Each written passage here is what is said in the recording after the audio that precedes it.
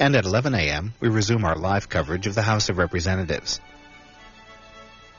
Now, Washington Journal.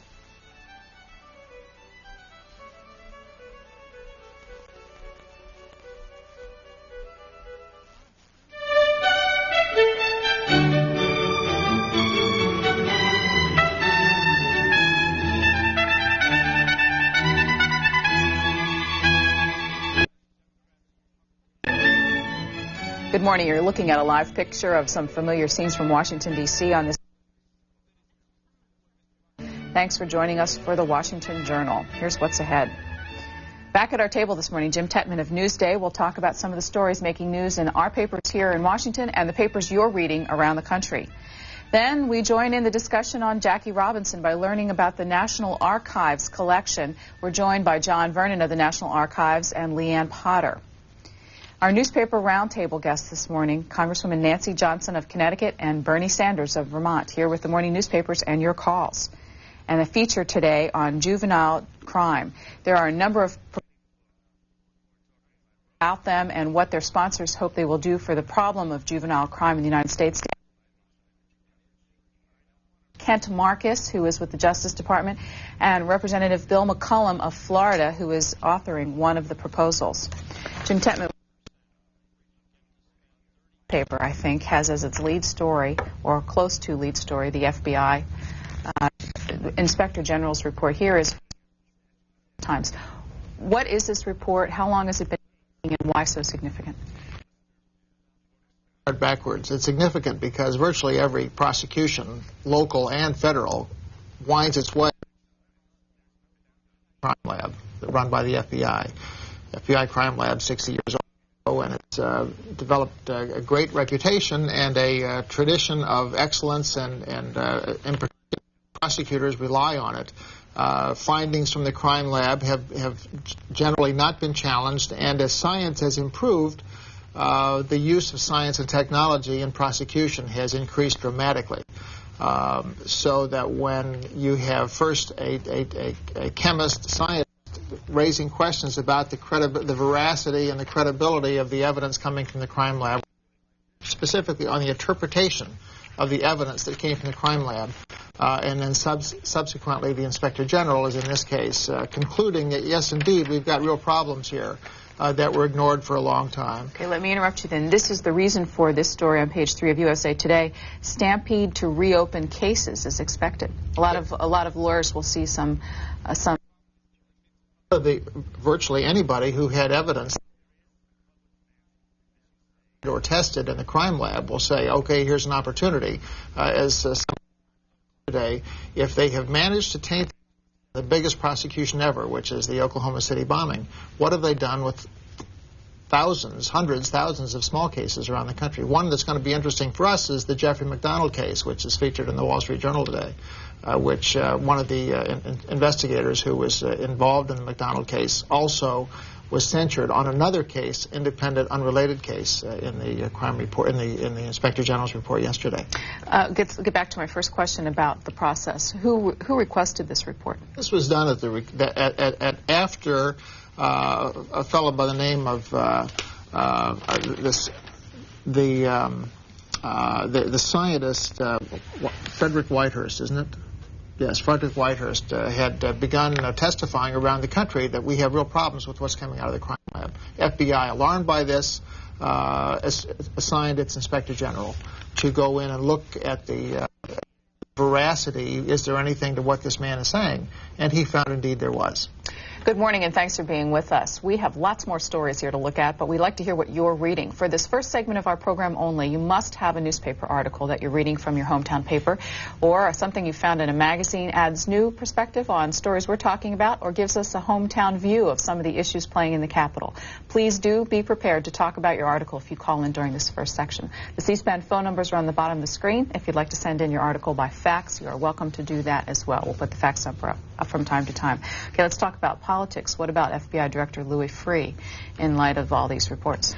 There's got to be concern about his tenure. He is a fellow, and at Newsday we've followed his career for a long time. Great reputation coming to Washington, but he has had a series of problems that have emerged on his watch, starting with Waco and Ruby Ridge, where he's had to take some responsibility, and now the management and the insistence for several years now that there really was no problem at the crime lab.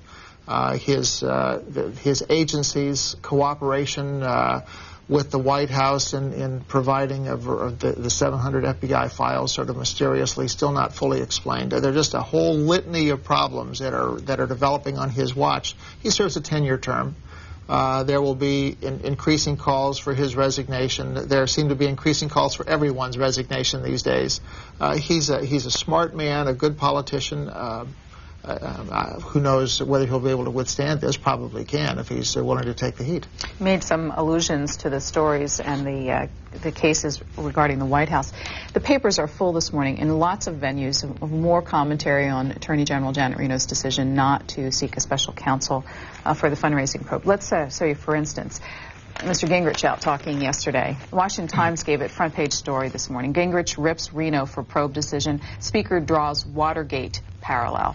And another article here, which I'll show, is on page 3A, Senator Daschle responding to Newt Gingrich, saying Gingrich trying to intimidate. Daschle says Senate Democratic leader Tom Daschle scorned House Speaker Newt Gingrich yesterday as the guru of ethics and accused him of trying to intimidate Attorney General Janet Reno. Now, if we move from here to the editorial pages, dueling editorials in the New York Times and the Washington Post. The New York Times has the lead editorial, See No Evil, and they here criticize the decision, and it says the fundraising disclosures up into the biggest political scandal in the United States since Watergate. I want to come back to that and see if you agree in a minute. But by contrast, the Washington Post, which I now not have in front of me here, agree with the decision and say, at this point, it continues to seem to us that the tests for taking the extraordinary step of removing the case from the regular chain of command and naming an independent counsel have not been met. Sort through all this reaction. Perhaps I'm too close to it. The reaction is politics. This is a political town. It's an unbelievably political fever that grips everyone. And I think that, first of all, Janet Reno's integrity is in a position where she's sort of damned if she does and damned if she doesn't. She relies very heavily on her career advisors, the career task force that has examined the evidence here and found that there is no case that she believes meets the threshold for appointing a special prosecutor. If she had made a decision on herself, she would be accused of being too political. She's instead relied on career investigators, career prosecutors, and she's criticized for that, for not being more engaged. We have a chance to see how she handles herself today. She'll appear before the Senate Judiciary Committee, and one of her harshest critics has also been Orrin Hatch, this chairman of that committee. And she's been called up to the Hill to testify, called on the carpet, so to speak, whether it was having to do with bank records and or the FBI's performance at Ruby Ridge or her performance in Waco. She's come up just aces. She's a very impressive lady. She's an imposing lady, and nobody in her long career of public service has really been able to question or lay a glove on her as far as her personal integrity is concerned. So it'll be very interesting to see Orrin Hatch, who has really been as right up there with the Speaker in terms of criticizing her. It'll be very interesting to see his attitude and how he handles himself today. You'll see live coverage of that hearing on this network, 10 Eastern Time, 7 if you're watching on the West Coast. And the venue for it is really a discussion of a piece of legislation, the Victims' Crimes Bill, but Attorney General will be... Victims' Rights Bill. Thank you. The Victims' Rights Bill. The Attorney General will be among the lead witnesses to talk about that legislation. And as it often happens, we'll be questioning about other issues as well. Philadelphia. Well, it'll be interesting to see if she is. I mean, that's sort of a test, because there is conversation going on. If it stays on topic, on, that's the signal. That's right. There are conversations on all levels. I mean, there are serious discussions on the budget. There are serious discussions on a variety of programs around. But then there's also this cacophony of crazed and highly emotional and provocative political rhetoric that really clouds the airwaves. Philadelphia, good morning. You're first in our conversation. Welcome. Yeah, good morning. I'm calling about the FBI story in the Inquirer. Mm-hmm. My worry is that Louis Freeh is getting a bum rap most of this stuff began in the 80s. And in the early 90s, when we had a Republican administration, you had spies in the FBI, you had spies in the CIA, you had a group of FBI agents. One was with Ruby Ridge, and when Janet Reno came in, the first thing that popped up was Waco, that she had to depend on the FBI. I mean, these guys are supposed to be the number one law group in the world. Sir, you have to rely on them, and they let her down. Sir, let's learn a little bit more from you because, again, as I mentioned at the beginning, the whole idea in this first segment is newspapers. So what did you learn from the Philadelphia Inquirer story? Well, I learned that there's a lot of cases that are going to be brought up, that a lot of lawyers are rushing to get their cases overturned or heard again. Okay, thank you.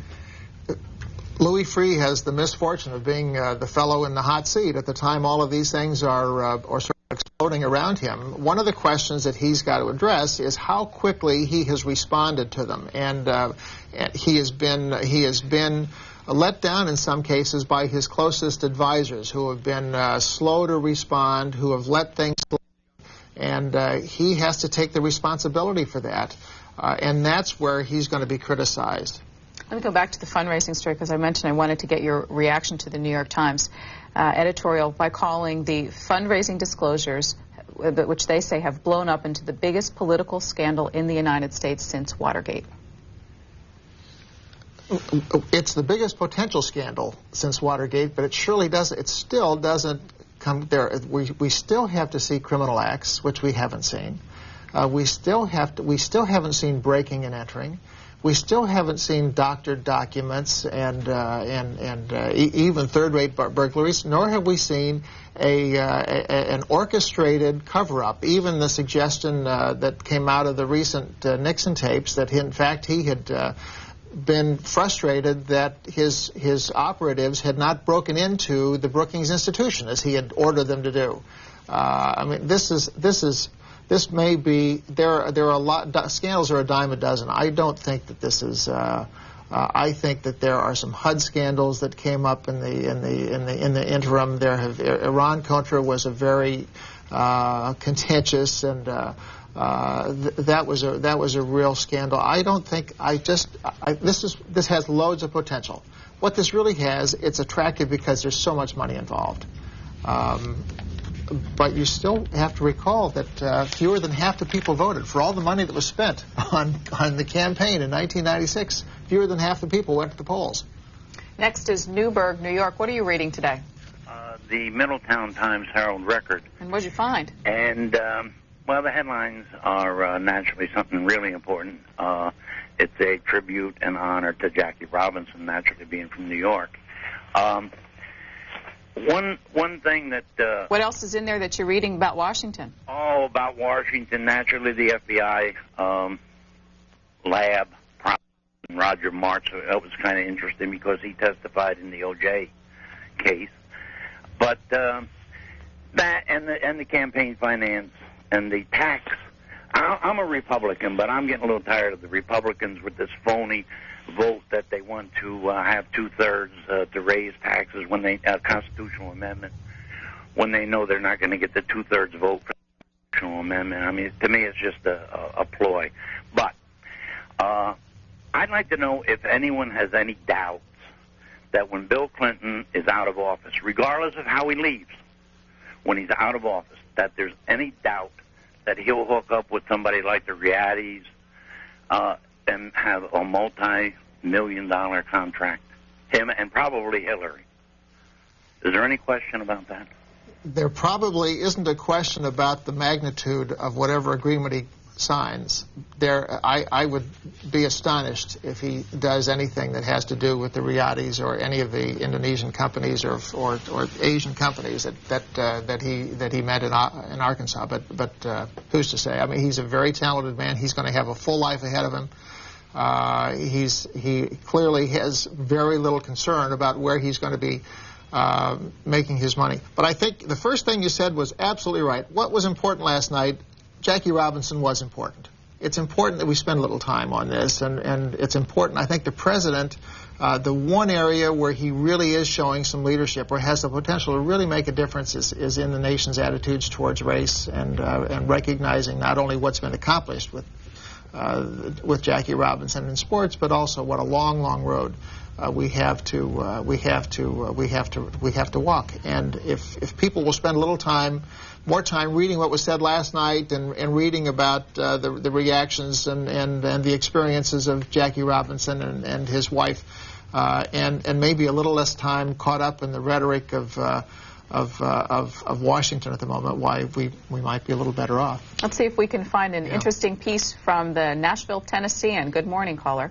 What are you reading?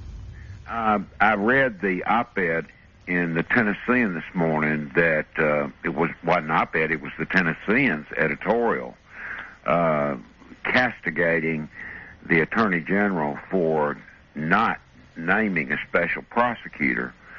It seems to me that since all the media is now demanding that she do this, that all that is just, I haven't seen since Watergate, everything I see is just politicized, an opportunity for somebody to sound off in front of TV, and it makes news for the media. And I suspect it's a form of pandering, if you will. We, the public, must have a prurient interest because we're absorbed with all of this cynical claptrap coming across the news media right now. And you know, I don't believe that Chicken Little, I believe Chicken Little is a liar. I don't believe the sky's falling, and this nation needs to wake up and smell the coffee. The biggest lie being perpetrated is that we don't have enough to go around. That's it. Sir, before you go, let me have you explain to us a little bit about the politics of that lead editorial. That's the vice president's hometown newspaper, as it were, the Tennessean, and we've got criticizing the Attorney General for not appointing a special prosecutor on fundraising. Can you help us understand about how surprising that view might be? Well, number one, the Tennessean is now a Gannett newspaper, and they're about making money. That's the bottom line. Media is private enterprise, and I don't see. I think the Tennessean's out to make money, and I think that the appointment of special prosecutor like Kenneth Starr, I mean, is that a joke or what? The Republicans talk so much about this appearance of propriety, and then a guy like Kenneth Starr is a special prosecutor. Give me a break. Thanks for your call. I'd be willing to wager that we may not, if she's not, the prevailing wisdom is that at some point she's going to have to appoint an independent counsel. I'm not so sure of that. Based on nothing except intuition and even Kenneth Starr's great misgivings about his own job and his own role and the future of that position. One of the consequences of independent counsel and the constant calls for independent counsels, regardless of the allegation, is a question of what in the world are the career prosecutors and investigators in the Justice Department left to do. If we have independent, which is a problem that has existed since the special prosecutor laws first went into effect. There were a whole array. Any public official was potentially the subject or the target of a special investigator. They realized that was far too much, so they've gradually narrowed the focus and the number of people who can be subjects of special prosecutors' investigations. But even that, as we see here, even with the very few people, and it's just the top, Harold Ickes, for example, could not be the subject of a special or the focus of could not be the reason for appointing a special prosecutor because he was a deputy chief of staff, not the chief of staff who is still in the cut. But they have become such a scapegoat, and the question is, what is, if we're going to appoint special prosecutors or call for special prosecutors at every whipstitch, what is there left for the rest of our government to do? But maybe that's where we are. We're ad hoc government, whatever the issue. We'll just close the place down and appoint a dairy inspector when the congressman calls for dairy inspections, or call for the special prosecutor whenever they want Susan Swaim investigated for inappropriately coercing guests to speak about things they're not knowledgeable of. Well, I hope I'm not going to do that again, but let me then move to another aspect of it. That leaves the discussion or investigation into the campaign finance questions to the task force within the Justice Department and the Senate and House committees. This morning, The Hill, one of the two newspapers that covers Capitol Hill exclusively, has a lead story based on their investigations. Burton, others accepted illegal funds. A Washington-based organization, they say, started by militant Sikhs, has funneled at least $65,000 in contributions to the Republican Party and several congressional candidates, including Representative Dan Burton.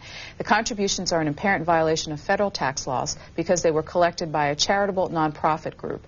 An investigation by The Hill has also revealed that Burton, who is heading the House investigation into campaign finance abuses, has received illegal campaign contributions directly from at least 2 Sikh temples. Now, this is not your story. I know you don't know the details of it, but could you talk about the larger implications of the House investigation, what it's looking into, and what it means when there are stories like these about members in the committee itself? Stories like these feed the public cynicism. People, as the man just called, and as several of the callers, are just really fed up with a lot of this, which raised questions about the credibility of the investigations. What we do know is that the committees can issue subpoenas, and subpoenas have the ability to focus attention. Our reporter, who is in Arkansas, in Little Rock, covering both the sentencing of James McDougal 2 days ago and the testimony of Erskine Bowles yesterday, said that the people in Arkansas are just traumatized by the scope of the 101 subpoenas that have been sent around, or those of the 101 subpoenas that have landed in Arkansas, seeking virtually every record, every document, every record of any conversations that any of the Arkansas people had with a variety of potential contributors.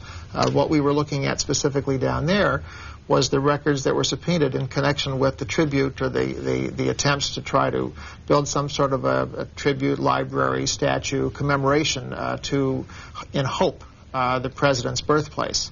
And again, there were many large contributors, many of them Indonesian and Asian families who had and companies that had given significant money to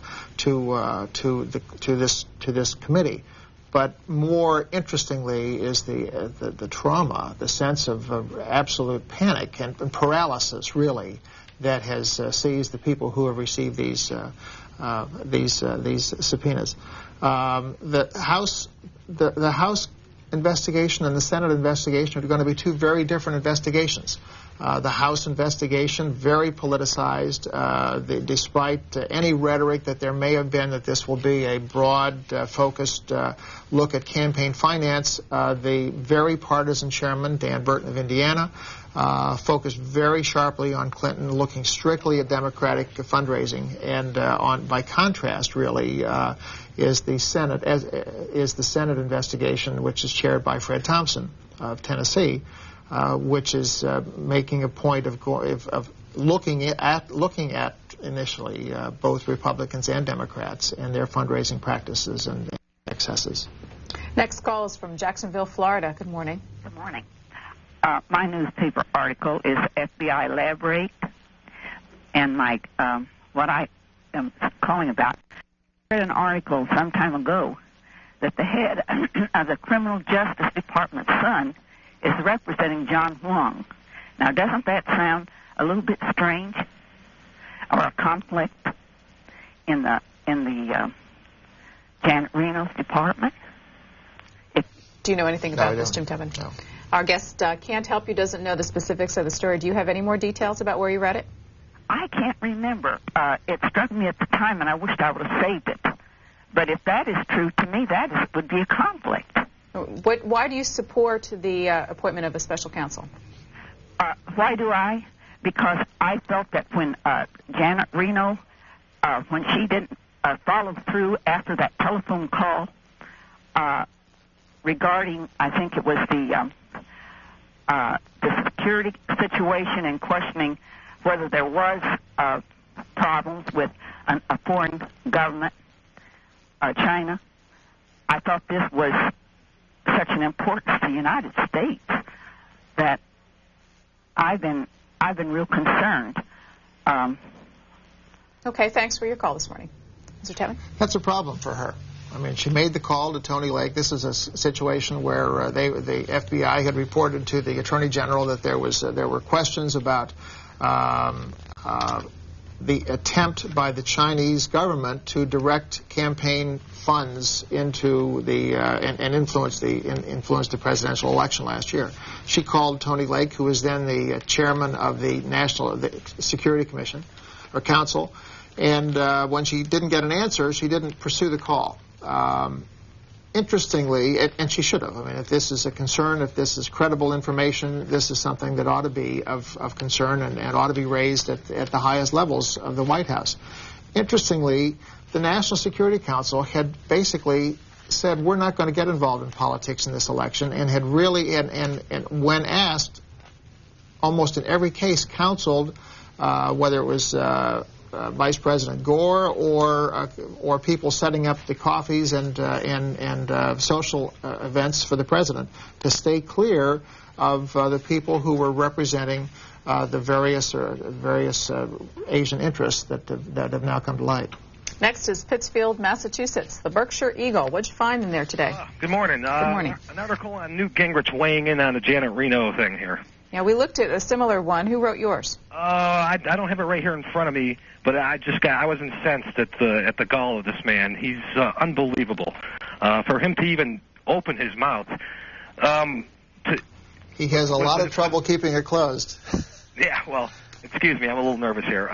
But the gall, it's amazing. The man funneled money from illegal contributions through tax-exempt organizations that were supposed to be for inner-city youths, and he funnels this money to people who are going to vote against measures for these people. It's just the height of hypocrisy and cynicism.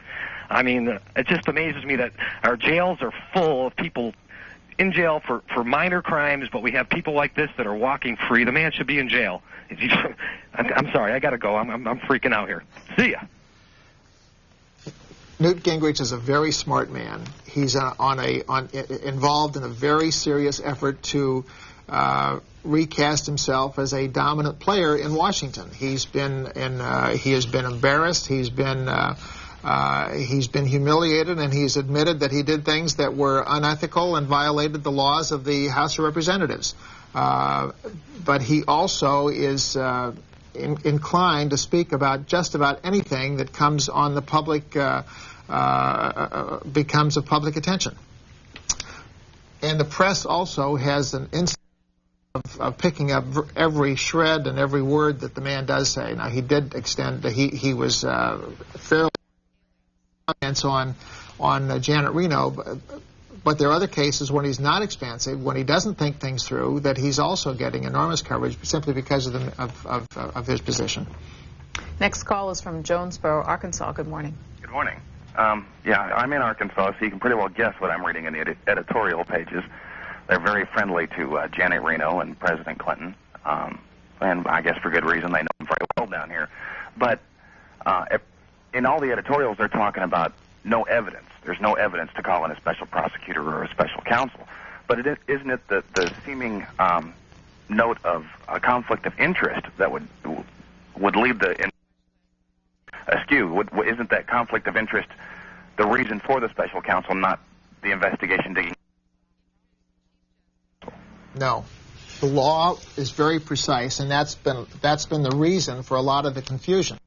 The law is very precise. There has to be evidence of a specific crime involving a very narrow band of people, and in the case in Janet Reno's extensive discussion of this and of all of her assistants, the discussion by all of her associates and assistants, what they're saying is there isn't evidence of a crime involving these groups of people. And when there is, it's almost then an automatic appointment But there's a very precise process that the Justice Department and the Attorney General in this case has to go through.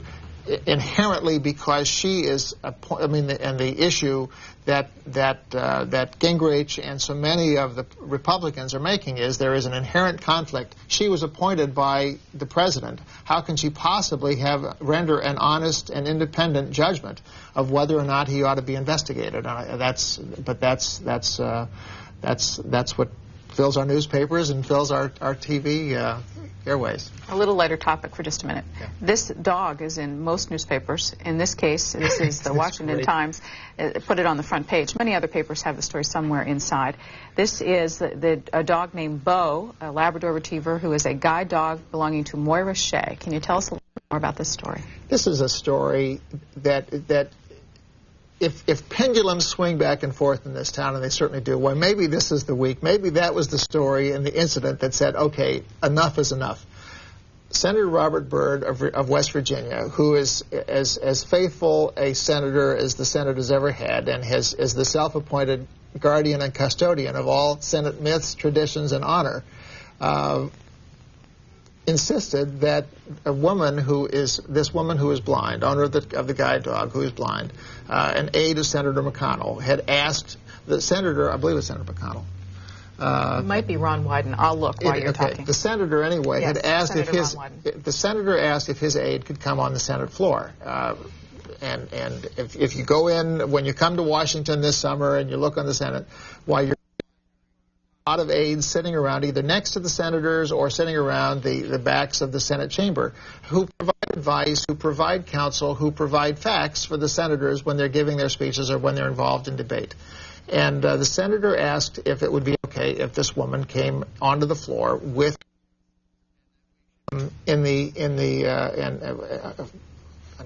out came Senator Byrd, harumphing and saying, senatorial privilege, senatorial honor, tradition, we're not going to let any animals on the floor of the Senate. And so he wouldn't let this lady on, wouldn't let the guide dog on. It's sort of it just seems to me it was sort of a knee-jerk reaction without recognition of what this lady had already accomplished with the help of the dog. It just seems to be that dogs for people who are blind are just second nature, and it should have been second nature to the senator. But he clearly has his senatorial history very, very, very much. He's written a long book, as you know, on the history of the Senate. And we actually were trying to find out the last time an animal was on the Senate floor. What we were told was there probably had been animals, but we don't have a record of them. Next is Stoughton, Massachusetts. Good morning. Reading the Boston Globe, what'd you find there? Right. It was interesting because yesterday their editorial was very critical of Reno for this decision, but today on their front page, they have their headline is Reno faces GOP fury over outside counsel, and it talks about how the Republicans are excoriating her for her rejection, and it's sort of emphasizing their overreaction to the whole matter. And what do you think? Well, I'm glad to see her, stand up. I see this as intimidation, an attempt at intimidation by the Republicans, and I think it kind of emphasizes that she's her own person, and I'm glad to see her maintain that position. Thanks very much. Do you page news story very much different than the lead editorial of the newspaper? Almost always. I mean, one of the great myths of newspaper readers is that the newspaper editors and publishers control what is on the news pages of the paper, and we really do we do maintain a very strict division between what we call church and state. The editorial writers have their own little cubbyhole, and they write their editorials, and really without the knowledge, certainly, and without discussing their editorials with the reporters who are off on their own separate mission. It's and if it's one of the enduring confusions of newspapers and newspaper readers, and one of the enduring frustrations of newspaper editors, that we can't convince our readers and reporters that the reporters and editors are totally different, totally separate, and we really do follow our own drummers. Next is Blackwell, Oklahoma. Reading the Daily Oklahoman. Good morning. Good morning. And what'd you find in the paper? I find an article by Robert Novak, It says, second termer content with Gingrich again. And it's talking about Gingrich is back in the good graces of the people in the House, and that Mark Newman is no longer resentful of the Speaker. And I think everything is going to be okay. But I do have some other comments, too. If you're talking about no evidence, the case against Clinton, I suppose none of you listened to Cunningham on the House floor in special orders last night. He began from the very beginning giving dates, everything, the connection of the Riadis, the basin in California, and the way it came about being given to them. There will be that will be 147 acres there will be given to them, and they will have control and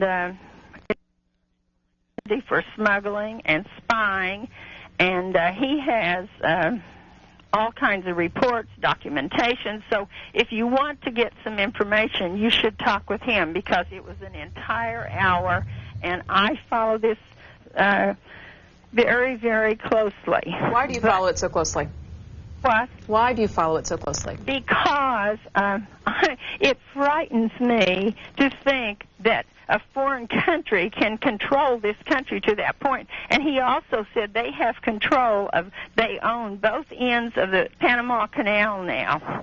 And if you think that isn't scary, and having control of that base in California, that is scary. Let me ask you then, listening to the special order, were you convinced that a special counsel is necessary? Yes, ma'am, definitely. And let me ask you one more question. What do you believe that you would get from a special counsel that you would not get from a team of investigators in the Justice Department? Because I think that I think Clinton has put pressure on her. I think one thing about her being appointed the second time was that she was going to be a good girl and not appoint so many special counsels as she had the first time. And I just think she's human, and I think that he has the power and the money behind him. Pressure on her. Okay, thank you for your call. I think she's a very tough lady, and it'll be very interesting to see how long she can withstand the great pressure that is the pressure that grows on her to appoint an independent counsel. But she does not. She has not taken much from this president in terms of intimidation or guff, nor, on the other hand, at her moment of great trial right after Waco, did he provide much counsel or support for her. She's a very independent lady, and I think that she has proven that in her tenure.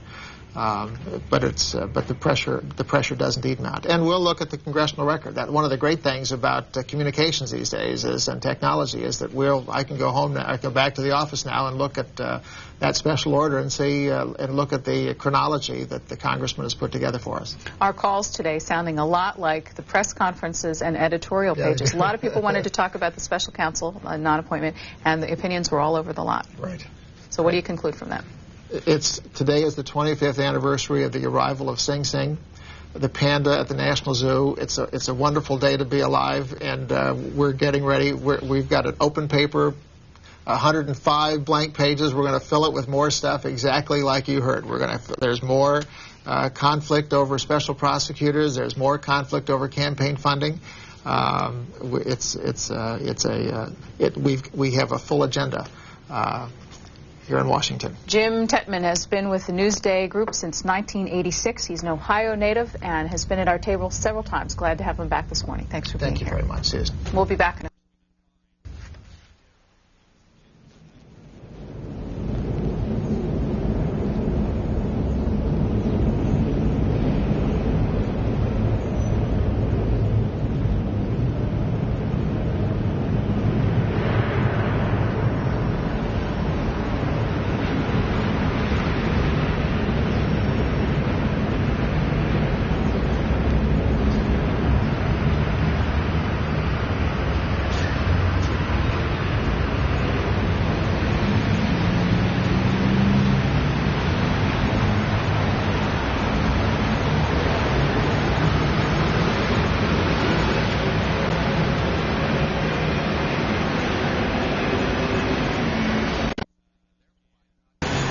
Coming up later, a roundtable discussion of the news with Representatives Nancy Johnson, Republican of Connecticut, and Bernie Sanders, an independent of Vermont. Next, we take a look at a National Archives exhibit featuring letters from Jackie Robinson to several U.S. presidents on the topic of civil rights. Before we show that, here's a 1962 Universal Newsreel documenting the induction of Jackie Robinson in the Baseball Hall of Fame.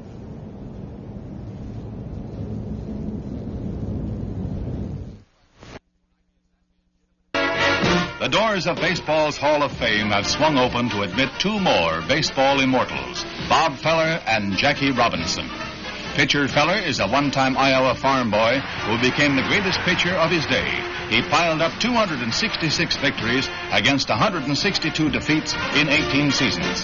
He spent his entire major league career with the Cleveland Indians.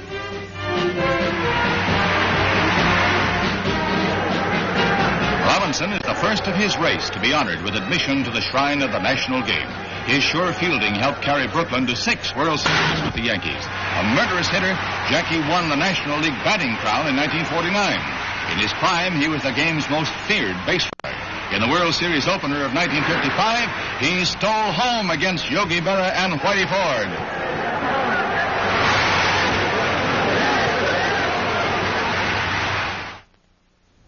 And from that vintage footage to today's newspapers, where you see a photograph on the front page of the Baltimore Sun and in most papers we have here from the ceremony last night at Shea Stadium, marking the 50th anniversary of Jackie Robinson's breaking Major League Baseball's color barrier. We've been reading a lot about this for the past month, and the National Archives has added to the discussion with an exhibit that they have and also a website that will allow students all around the country to learn more about the policy issues surrounding Jackie Robinson. We have two guests from the National Archives with us this morning, John Vernon and Leanne Potter, to tell us more about the collection and about what they hope students will do with it. Mr. Vernon, what kind of lessons do you think are there? What kind of issues and discussions are most appropriate for young people today from the Jackie Robinson story? Well, I would think that what is obvious to most people of whatever age is that our racial problems have not been solved, and that Jackie Robinson helped to hold a torch to show us the right direction in which to travel, but that there's a lot farther that needs to be gone, and that Robinson should be a reminder not just of someone who performed in baseball, but performed well in society. Leanne Potter, after he left baseball, what exactly did Jackie Robinson do to affect social change? What we have on the website gives you a good look at the types of activities he was involved with in terms of civil rights. He was writing letters, he was sending telegrams, he was contacting important leaders in the civil rights movement, talking about issues and bringing those issues to the forefront in ways that any American could. And on the website by the National Archives, what exactly will people find? They're going to find 9 documents that range from 1957 to 1972. They all deal with specific issues or events that occurred during the civil rights movement. For example, the first one is a letter, or rather a telegram, that he sent to the White House in 1957 that describes his opinion on the 1957 Civil Rights Act. In addition to that document, they're going to find 8 other documents and 3 lesson plans. One of the lesson plans deals with civil rights history. One of the lessons deals with character education. And one deals with citizenship issues. Active citizen, how to convey information to elected officials. We'd like to have you join in the discussion here. I know you've been reading many of the stories, probably watching some of the events surrounding Jackie Robinson. If you would like to add your opinion to that discussion, we're most happy to hear. What we're going to do this morning is look at the National Archives website so that those of you who have access to it around the country can see some of these documents yourself. Those of you who have students in school in your home, or if you're a teacher and you'd like to find out more about the website, which has lesson plans for you to use in your classroom, you're most welcome to join in. How did the archives come by this collection? Well, as Leanne had suggested, Jackie was not one to sit around and twiddle his thumbs. he felt that it was very necessary to, as an engaged citizen, to inform of what he felt were the most salient issues in society. And we have a large series of repositories and presidential libraries, and one came of our federal record centers. Are they also on display for people if they walk into the National Archives, or must you only see them on the Internet? At this point, only on the Internet, but our feeling is that they can be freely downloaded, and we encourage teachers to do that and make copies for their students. I'm going to give a for instance before we take our first call so you can see some of the tenor of the letters. First one we have is the letter that he wrote to President Eisenhower on civil rights, and it written on chock full of nuts stationery. Why is that? He was an executive with Chock full of Nuts, the coffee company at the time. If the audience will bear with me for a little bit, I'm going to read just a bit of this because I know you can see it on the screen, but it's difficult to actually read the text through your television screen. Much easier if you're home on computer. Here's what it has to say. My dear Mr. President, I was sitting in the audience at the summit meetings of Negro leaders yesterday when you said we must have patience. On hearing you say this, I felt like standing up and saying, quote, "Oh no, not again." I respectfully remind you, sir, that we have been the most patient of all people. When you said we must have self-respect, I wondered how we could have self-respect and remain patient, considering the treatment accorded us through the years. 17 million Negroes cannot do as you suggest and wait for the hearts of men to change. We want to enjoy now the rights that we feel we are entitled to as Americans. This we cannot do unless we pursue aggressively goals which all other Americans achieved over 150 years ago. Can you comment a little bit about the substance of this text? How typical of this was of his letter writing? Very typical. He's addressing a specific event that he attended that prompted his emotions, and that's what comes out in that letter, and that's what comes out in all of them, the telegrams, the letters, even the photographs that are online. You can really get a sense of he internalized all of the issues that were happening. Is it possible to know whether most presidents answered his letters and telegrams? Yes, they did, or someone beneath them who framed it for the presidents. And Jackie usually continued to be impatient with any dalliance, any perception that the civil rights movement was not going to be up front in the agenda of each administration.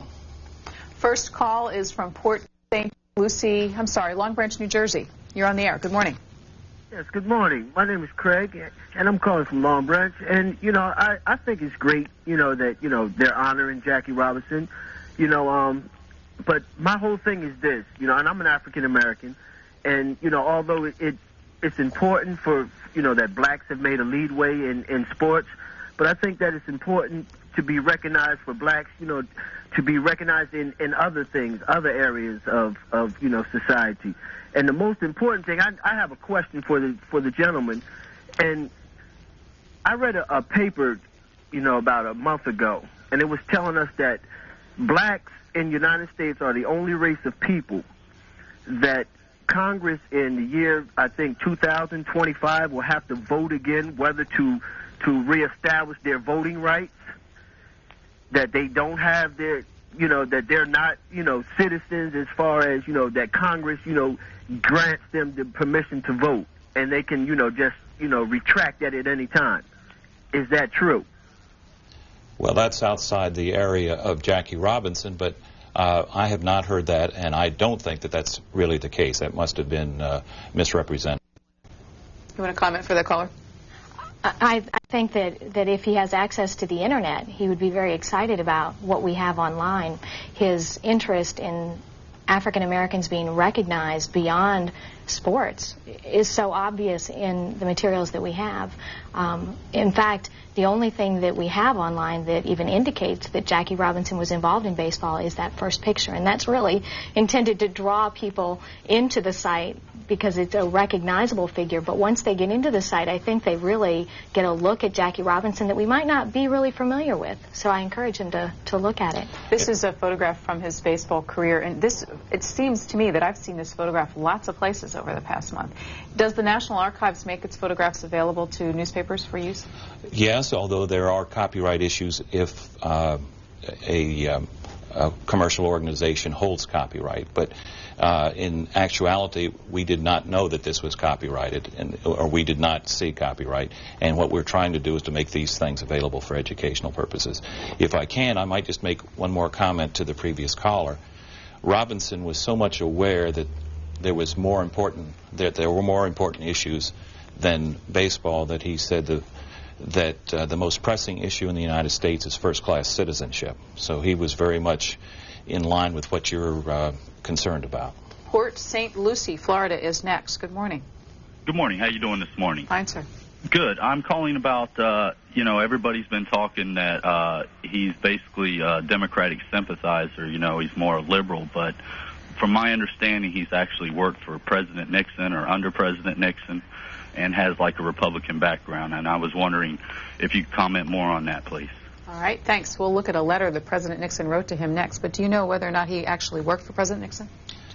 Yes, he did, but I would maintain that Robinson was a thoroughgoing independent and that he actually campaigned for Hubert Humphrey in the 1960 primaries before he decided to support Nixon. And in 1968, he campaigned against Nixon for Hubert Humphrey. Essentially, he was for the candidate who he believed understood the civil rights issues and was willing to push forward a strong platform. Let's take a look at a letter that Richard Nixon wrote in response to Jackie Robinson, also on the website, so you can read it if you have access to the internet. And I'm going to ask you, Mr. Vernon, to comment on the notation on the top. It says draft 11-460, puts it right in the middle of the presidential campaign in 1960, with the notation, must be mailed out tonight, airmail, special delivery to Hilton Hotel, Chicago. You know anything about the background of this piece? Well, yes. This is only 4 days before the election, and as most of us recall, it was a very close election, a touch-and-go kind of thing, and I believe that Nixon realized that Robinson had made sacrifices on his own, having had to resign two lucrative positions because the employers did not want to be identified with partisan causes. But also what's interesting is, if you note down in the third paragraph, it refers to the Martin Luther King case. And this was a situation in which John F. Kennedy was persuaded by his advisors to call by telephone and sympathize with Mrs. King over the incarceration of her husband and offered his sympathy and support. And many believers now think that this is what swayed the black vote at the last minute toward the Democratic side. After our next call, Leanne Potter, we're going to learn a little bit about how you would specifically use a document like this to teach. Next is a call from Springfield, Massachusetts. Good morning, Springfield. Yes, good morning. I'm calling on behalf of Jackie Robinson. I'd just like to know why it's taken so long for this to happen. And also, why you don't have an African American there to speak on behalf of Jackie Robinson. Talking specifically about Jackie Robinson, we're learning about a collection at the National Archives that our two guests have helped put together that deals with materials that they have on in the collection and are now making available to students around the country. First, on the Why Taken 25th anniversary, can you remember back whether or not there were similar celebrations? Well, on the 25th anniversary, actually, relatively little was done, and Robinson pointed that out fairly gracefully. Not enough was done on the 40th. But what I would maintain, and I think the caller would agree with me, is that we're not just celebrating a man who played a sport well. We're celebrating a great human being, a great American who's a role model to youngsters of all races. Okay, let's do a for instance on how to teach with the kinds of documents we have. This, again, we'll start with the Nixon letter. This letter is available to teachers online. How would you propose or help teachers use a document like this to teach? Okay, first of all, the Archives has been encouraging teachers for years to use primary documents in the classroom because it enables students to see history as being a very real, very living thing. The documents do a great job, particularly ones like this. With the annotations that are in Nixon's handwriting, we get a sense of his thought process. So from the perspective of an English teacher, it's wonderful when we're encouraging students to write drafts. It's wonderful in the sense of a history class because we get some insight into what John was describing on the 1960 election, on issues that were involved in that election. The lessons that are online encourage teachers to use all of the documents as opposed to just using, one or two, because the lessons together give us a very detailed picture of the activities of Jackie Robinson between 57 and 72. We learn about the Civil Rights Movement. He talks about specific events and issues. That's the first lesson, encouraging teachers to use these documents to introduce the Civil Rights Movement. We also get insight into his character. What made him effective as a baseball player who broke the color barrier, made him effective as a citizen who was trying to create change. And we also get an opportunity to see how citizenship works, how we can affect change through writing letters and sending telegrams and so forth. I want to ask you one question, a little sidebar issue. This is an example of the lesson plans, and we saw several of them from the internet, but I wanted to go to this lesson right here. It says standards correlation. This lesson correlates to the national standards for United States history. Is that something the Archives is required to do? No. It's something that the Archives is doing really at the suggestion of teachers. I came from the classroom, and in the state of Texas where I taught, we were required to correlate all of our lessons to the essential elements in Texas, which came before the national standards. Now teachers are being asked to correlate lessons to standards so that what it is that they're teaching in a classroom is being taught in every classroom. Next call comes from Waco. Good morning. Good morning. I'm calling from Waco, Texas. My name is Edward Smith. I'm calling for some additional information concerning Jackie. After Jackie retired from the Army, he did some coaching at Sam Houston College, Texas. And I don't know if you guys have that information available there.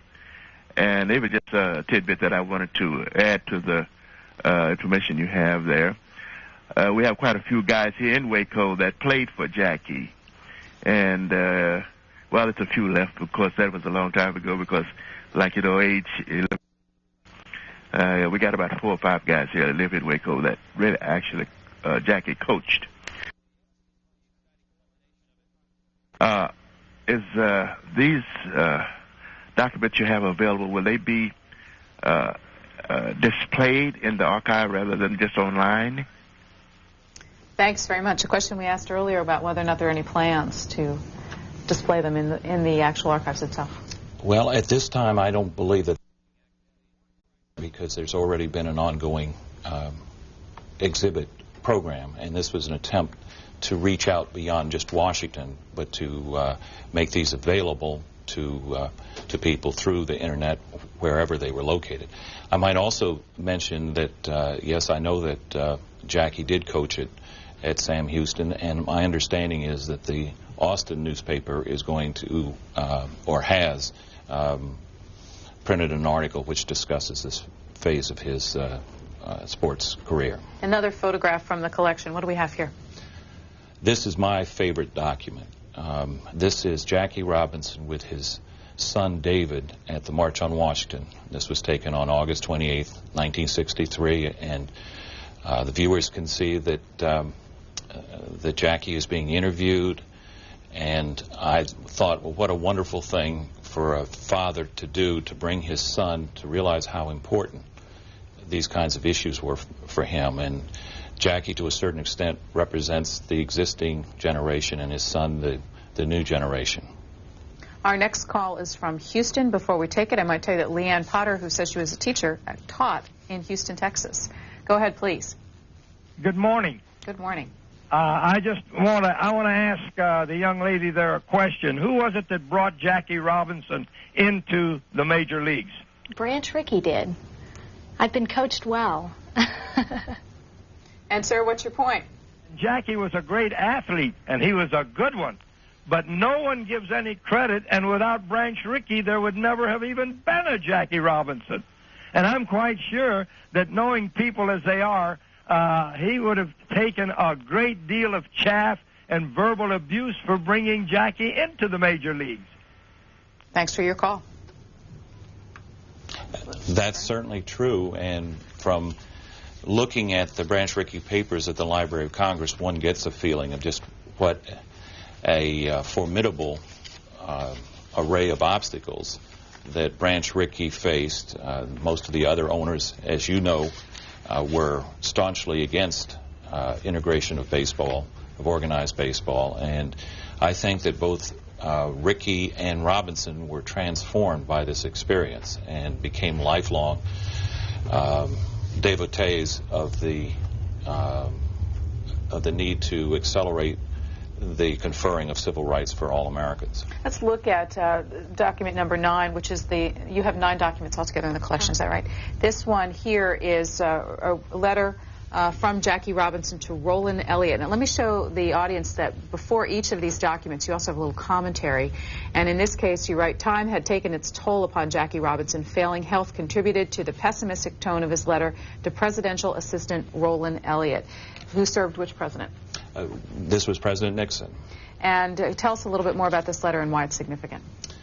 Well, I think it's significant because in some ways it capsulizes the mood of mainline black America. There had been fragmentation in the movement. There had been assassinations in all parts of the country. With the Vietnam conflict, there was a competitor for large amounts of money rather than on domestic spending. It was going toward foreign affairs and the waging of this war. And why I find this letter especially moving is Jackie Robinson was America. Jackie Robinson had said that he had felt indescribable joy when he first stood on the field and heard the national anthem played, and realized that it was for him, that he was being included in everything. And by this time he is he's physically worn down, but also I think mentally and morally he needs to, or he felt a great dismay and an inertia, and that if a Jackie Robinson lost hope, then it was a commentary on an America that needed to do whatever it could to realize his dream. Last question for you, Leanne Potter. Does the fact that Jackie Robinson chose to write letters to presidents signify that he had a belief that the system of government would work? I think very much so. He truly believed that he was being listened to, that he was doing something that every American can and should do to make their opinions and their needs heard. Very much so. As a matter of fact, I would say that J. William Fulbright is quoted as saying that a citizen who criticizes politicians and the government is paying it an implied compliment. And I think Jackie believed that his input was necessary, and that he essentially believed that whatever the arena, sports or otherwise, you got to play the game to win. If you opt out, that's not a viable alternative. John Vernon, a native of Gainesville, Florida, and Leanne Potter, a native of Santa Fe, New Mexico, both now at the National Archives as education specialists, and here to tell us about the internet access that you can have to the Jackie Robinson collection. How do you find it? What's the website? Well, essentially, they come into the NARA website, and nara.gov/education/. And we'll make it easy for you. If you find the C-SPAN website, which is www.cspan.org. We'll connect you there today, and you can get there quickly. Thanks to both of you for being here. Appreciate it. Thank you. We'll be back in a couple of minutes. 2 members of Congress here, and we'll go back to the newspapers today.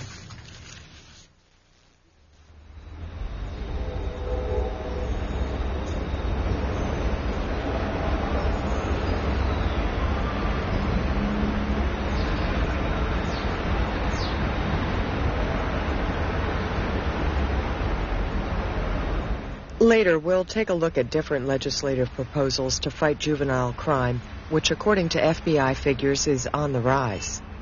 Next, a roundtable discussion of the news with Representatives Nancy Johnson and Bernie Sanders. But first, a look at the travels of the C-SPAN school bus.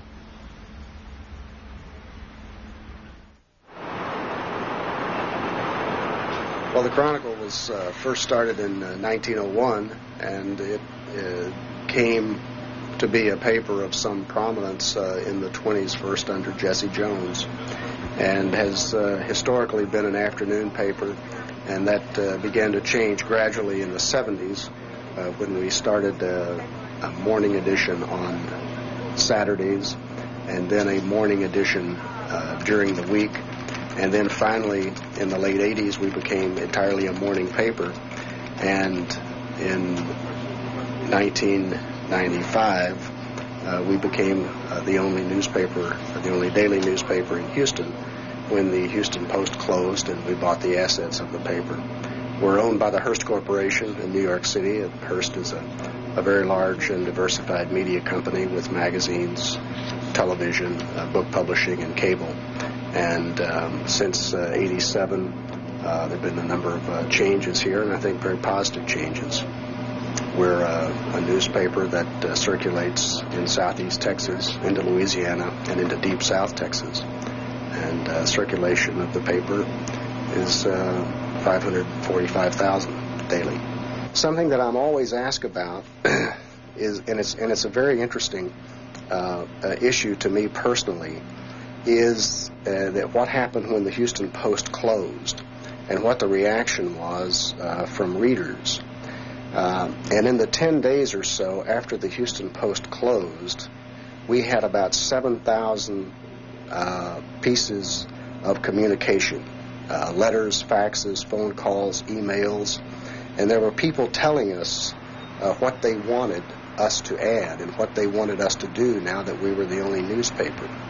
And the message that I got out of that was what I referred to earlier in terms of a tremendous optimism, that if 7,000 people thought it important enough to communicate with this newspaper as to what they wanted in a newspaper, there was demand for what it was that we did, and that I had to feel pretty good about it.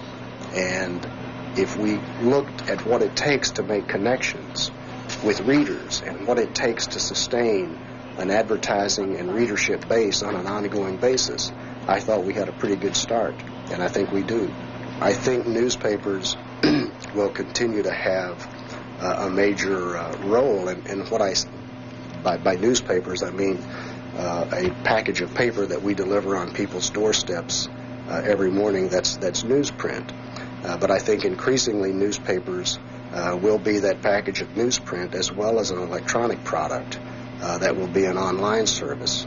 And I think when we talk about newspapers more and more, we're going to be talking about a package of information that is provided both in print and in electronic form. And I think the electronic form will serve as a supplement in a lot of cases to what we do in terms of the print product.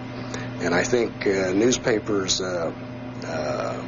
will always, well, let's say always, but certainly for the foreseeable future, I think we'll have a presence that will be significant because there just are too many people who depend on what we do on a daily basis, whether it be a particular columnist that someone is interested in, or city council news, or little league scores, or any other area of sports, or movie reviews.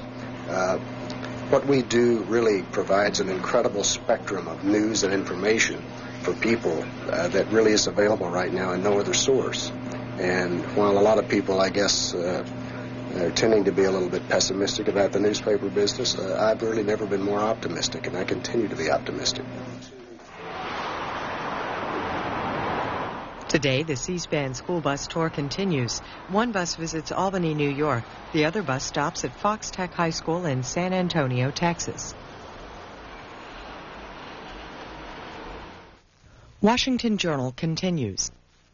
Two veteran members of the House of Representatives at the table and with the morning newspapers. We're going to begin today with Representative Nancy Johnson of Connecticut. Good morning.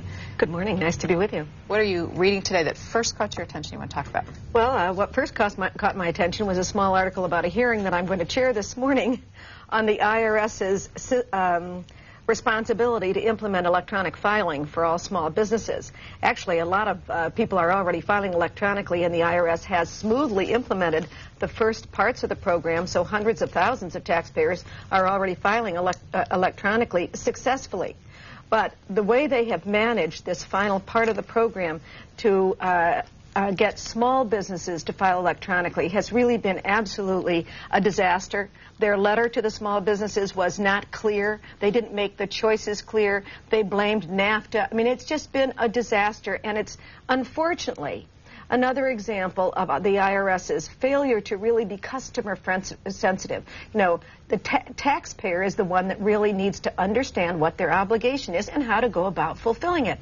And the IRS has done a lot, actually, to improve how it does its business. But it continues to absolutely fail to address the needs of the ordinary public, of the consuming public, and those who want to responsibly carry out their tax-paying responsibilities. And we're going to go into that. Why? Why does this keep happening, and how can we correct it? Will there be, given the current tenor on Capitol Hill, fundamental change of the IRS? I believe there will be. I think there will be on two scores. First of all, we have a commission on restructuring the IRS, bipartisan. It's been functioning very well, doing very in-depth work, and I think they're going to report out a dramatic proposal for restructuring to gain the IRS the independence it needs and the authority that it needs. Under Treasury, it's been terribly managed, and it really, truly, its needs ignored. In addition, I think the Congress has a responsibility to radically simplify the tax codes. You really get into this, and we have asked the IRS to implement tax law that no one understands, including tax experts. You can't succeed in doing that. So complexity is a real cause of the IRS's failure to operate in a way Americans can be proud of. So Congress needs to simplify the tax law, but we need to restructure the agency. Also at the table, Congressman Bernie Sanders of Vermont. Mr. Sanders, many of the papers noted that this April 15th, as almost every year, we see all kinds of discussion about the IRS and tax policy. Do you believe there will be change?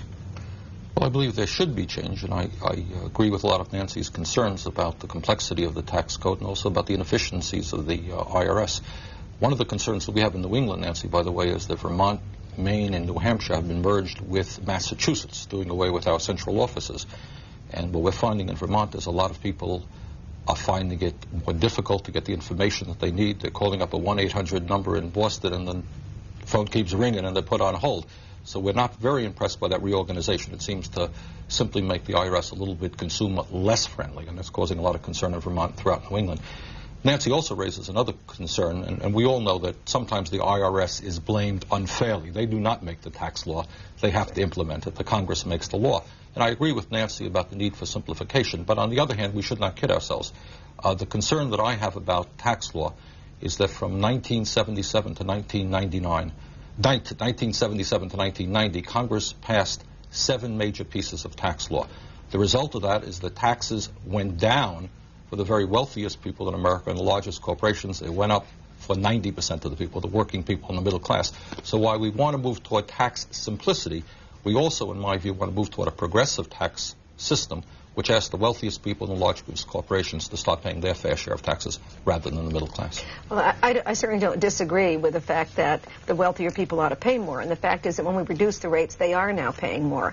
And they pay more now under the lower tax rates than they did under the higher tax rates as a percentage of total take. Yeah, but you're excluding the Social Security tax.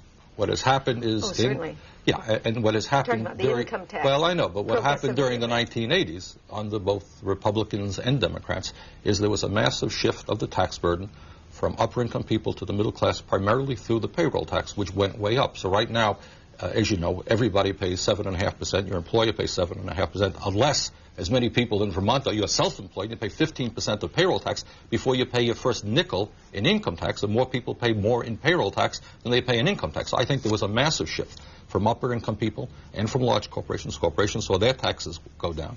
As you know, in the 1950s, corporations paid over 30% of the taxes that came into the federal government. Today, they're paying less than 10%. There certainly is no question but that the payroll tax is regressive in the sense that it's the same percentage of wage for everyone. But the increase in the payroll tax was part of Congress trying to save the Social Security system. And one of the things we need to do this year in tax reform is to give taxpayers a lot more help in other savings mechanisms. Because if you save young, you really can retire with great security. And we need to help people use their money to create retirement security much more effectively than the Social Security system does. Nancy, okay. Let's come back to this because I know we'll get some calls on it. Let me first of all tell people that you are welcome to call in. We'll put the C-SPAN phone numbers on the bottom of the screen and get to your calls, your faxes, and your emails in just a couple of minutes. Mr. Sanders, you haven't had a chance yet to tell us about a story you're following. What's one that caught your eye? It seems the same story keeps appearing in all the papers in the different forms. At page 1 of the New York Times, big bond firms are still giving to politicians. Wall Street obeys rule but exploits loophole. Same story in a dozen different papers. And that is that we continue to see a national disgrace in terms of how the political parties and politicians raise money for their campaigns. Clearly there is something wrong when corporate America and big money interests are able to contribute hundreds of thousands of dollars to political parties, significant amounts of money to candidates. And the result of that, I think, is you end up having a Congress which by and large ends up working for the wealthy and big money rather than for the needs of the middle class and working families. My own view is that the disgrace and the scandals involved in campaign fundraising are one of the reasons that fewer and fewer people are voting. You know, when Mr. Gingrich and his friends took power in '94, all of 38% of the people voted. In this last presidential election, we had 49% of the people voted. So I think unless we get a handle on campaign finance reform, and we say that big money cannot continue to buy elections, that we move toward a system with public funding and which provides incentives to candidates to go out and get small contributions, that unless we do that, people will become more and more discouraged and alienated from the political process. Comment on this? Well, certainly, I think we need to do campaign finance reform, and I'm a strong advocate of campaign finance reform. But frankly, Bernie, I don't know a member of Congress. Now, maybe I'm just don't know the right people. But I don't know a member of Congress who determines their votes on the basis of contributors. I determine my votes on the needs of the people I represent. And honestly, most members are intensely concerned with the lives of the people they represent, their economic opportunities, their job opportunities, the social service network that supports people in need, the quality of public education, access to health care. I mean, I am introducing a health care reform bill to provide access to health care for America's children, and I'm going to put on the table real new money from the tobacco tax. Now, that fosters the debate. And I really don't think that this business of buying Congress, I think that's a newspaper business. I don't think members are bought. Members represent their constituents. And I honestly don't know a member, Bernie, except, well, there's a few, but the majority serve their constituents. I know that, Nancy, but I think there is a reason, as I'm sure you will agree, why when people in both parties, I'm not here just to criticize the Republican Party, clearly it's the Democratic Party as well. One of the reasons. It's why I'm proud to be an independent. But I think that there is a problem when we go to when people go to fundraisers for $50,000 a plate. When the president or Mr. Gingrich holds fundraisers, why do people contribute hundreds of thousands of dollars to the Republican Party or the Democratic Party? Because they're interested in civics? I don't think so. And the end result, I think, Nancy, well, I'm not disagreeing with you. I'm not here to say all members of Congress are on the take or all that. That's nonsense. But on the other hand, there is a reason why fewer and fewer people vote, while many working people no longer think government represents their interest, why we have a trade policy which works for corporate America, why it took us so long to even raise the minimum wage a hair, why we have a tax policy that favors the rich, why we are the only major industrialized country on earth that doesn't have a national health care system. There are reasons for that. Well, I don't think the reasons have to do with campaign contributions. I think the reasons we don't have a national health care system is because we're an entrepreneurial market society and we believe in a limited role of government. But I think the important thing is that the way we run campaigns and the fact that we've allowed them to cost so much money discourages good people from running. I think that's really the heart of why we need campaign finance reform. Let's get our viewing public involved in the conversation. Portland, Oregon, good morning. Good morning. I had two questions. I was wondering how many individual income tax returns were filed this year. Do they have any idea? Ms. Johnson, do you have any numbers yet? I should know those numbers, but I don't remember those numbers. But I will say that the great majority of taxpayers file voluntarily, pay voluntarily, and pay the amount they should pay. And we have a better record in that regard than most of the rest of the world. And the figure that I heard was that the IRS says there are around 110 million individual income tax returns, and I was wondering if you're aware of how many people no longer file. No, I'm not, except that the number that don't file has been increased by the actions of Congress. In the last round of tax reform, we did increase the threshold below which you didn't need to pay because, for very good reason. So there are a lot of people that are not obliged to pay taxes. With the earned income tax credit, a lot of people are filing tax reforms, tax returns, who don't owe taxes, but to whom the government owes taxes, because we are trying to address exactly what Bernie pointed out earlier, that the payroll tax is very regressive, and so we're trying to actually return some of that payroll tax to our lowest earners in order to expand their wages. Fort Hood, Texas, good morning. Good morning. I'll tell you what, I'm not sure I even qualify to talk about taxes other than just paying the taxes I pay. But I was interested in, this is one of the first times the Clean Daily Herald has had anything this big on the front page. And it's the top right, using about a third of it. Clinton's targeted by McDougal. And another thing, before we get into that, I saw just a blip. I don't even remember who it was talking about it, but I haven't heard anything else about it. Is there anything to the Arkansas Attorney General being arrested for drug dealing? Now, are you reading today's paper or yesterday's paper? Today's paper. This is... it's the Wednesday morning paper, and they have the McDougal story? Let's see. Yeah. Arkansas. Okay. Yeah, that's, I guess it took it took a little while. Day or two to get to get to Fort Hood, Texas.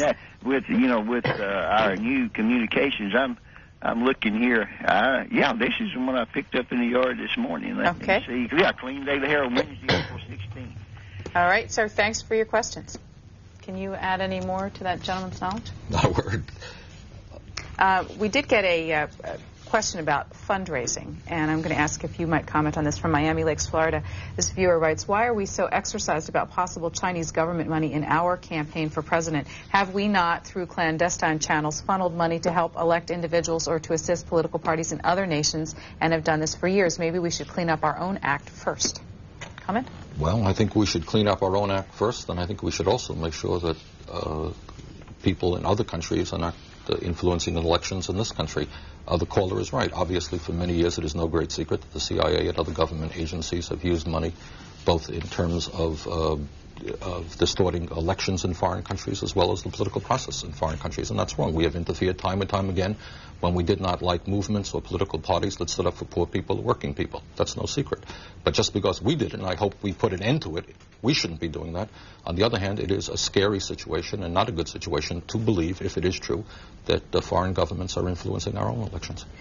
I think we have put an end to that. At least it's my belief that we've put an end to that kind of intervention, and that we did so a number of years ago. What we have been doing in recent years is far more honorable and very important. We have been putting significant American dollars, voluntarily given, but also some government dollars, into helping formerly communist nations develop democratic democratic systems of election. And we have given them a lot of support in setting up political parties, in developing media approaches, in developing platforms, and developing the mechanism, the government mechanism to run elections. We really have done a good job, I think, of helping companies learn how to do democracy, how to put in place the mechanics of a democratic process. My concern, Nancy, is that very often the types of parties that we end up helping are the parties that represent wealthy people in poor countries and not the poor people in those countries. Well, I think we certainly do emphasize supporting parties that believe in both democracy and a market economy, Bernie, because market economies have produced prosperity and non-market economies have not. Some have, some haven't. Kettering, Ohio. Good morning. Good morning. Mrs. Johnson, I don't mean to be hopping on you, but you said that you didn't know anyone who, in the representatives, that took campaign money that didn't act against the public as a whole. For the public as a whole, sir. Let's take the mortgage people on their mortgages on their houses. There was a bill that went into committee. It passed, I think it was around 36-1. And so you think that bill will ever get on the floor? No. Two people from North Carolina put a stop to it because the companies are in North Carolina. I thought the people, when we elect them, was supposed to be voting for the country as a whole, not one little minority and of the country. Another thing is, yesterday, everyone was talking about taxes. I don't think there was one Republican who voted for the income tax hike that the president put in when he first got there. But yet, look at what the country has done since then. Everything has gone down as far as his, what do you call it, the amount of deficit. Sir, thanks. I'm actually going to spend a second on your first question, because the exact example you gave, which was that representatives from North Carolina stopped it because they were in their the companies were in their state. It's worth just a little bit of a discussion about the role of the House of Representatives and whether or not they are there to represent the interests of the nation as a whole, as you suggested, or the people in their state. Mr. Sanders? Well, I think we're there to do both. I obviously look out for the interests of the people of the state of Vermont. I'm the only congressman Vermont has, and I'm sure Nancy sees it as our obligation to represent the people of Connecticut. That is our obligation. But I think also, clearly, for the country to function, we have to worry about the 50 states and the entire people. In addition to looking out for the people of Vermont, I also try to emphasize in my outlook the needs of working people in this country, because I think that, as I indicated earlier, corporate America and big money interests have a whole lot of friends in Congress. But working people, low-income people, senior citizens, children, we have the highest rate of childhood poverty in the industrialized world. Somehow those voices and those needs do not get represented very strongly, and I try to look out for those people as well. Well, I think members do look out closely for the interests of the people that they represent, and most of us do represent, for the most part, working people, children, elderly citizens, and, of course, a business community. And we all try to make sure that there's a strong economy, that there are jobs for our people, that we tend to the environmental needs of our district. But you can't just look at your district, you know. If they pollute the waters of the rivers north of Connecticut, Connecticut suffers. So we work together not only regionally but nationally. And it is hard sometimes to explain the national interest to people you represent. And I think NAFTA is a very good example. We have to open markets. We're not a very big market anymore relative to our population and our productive capability. So we have to open markets. And yes, that does mean that some of our businesses will be more competitive than other businesses. So there are ways in which members function both in making national policy, looking out for national interests, and also locally. But I don't think generally, I want to add one other thing. We also work regionally.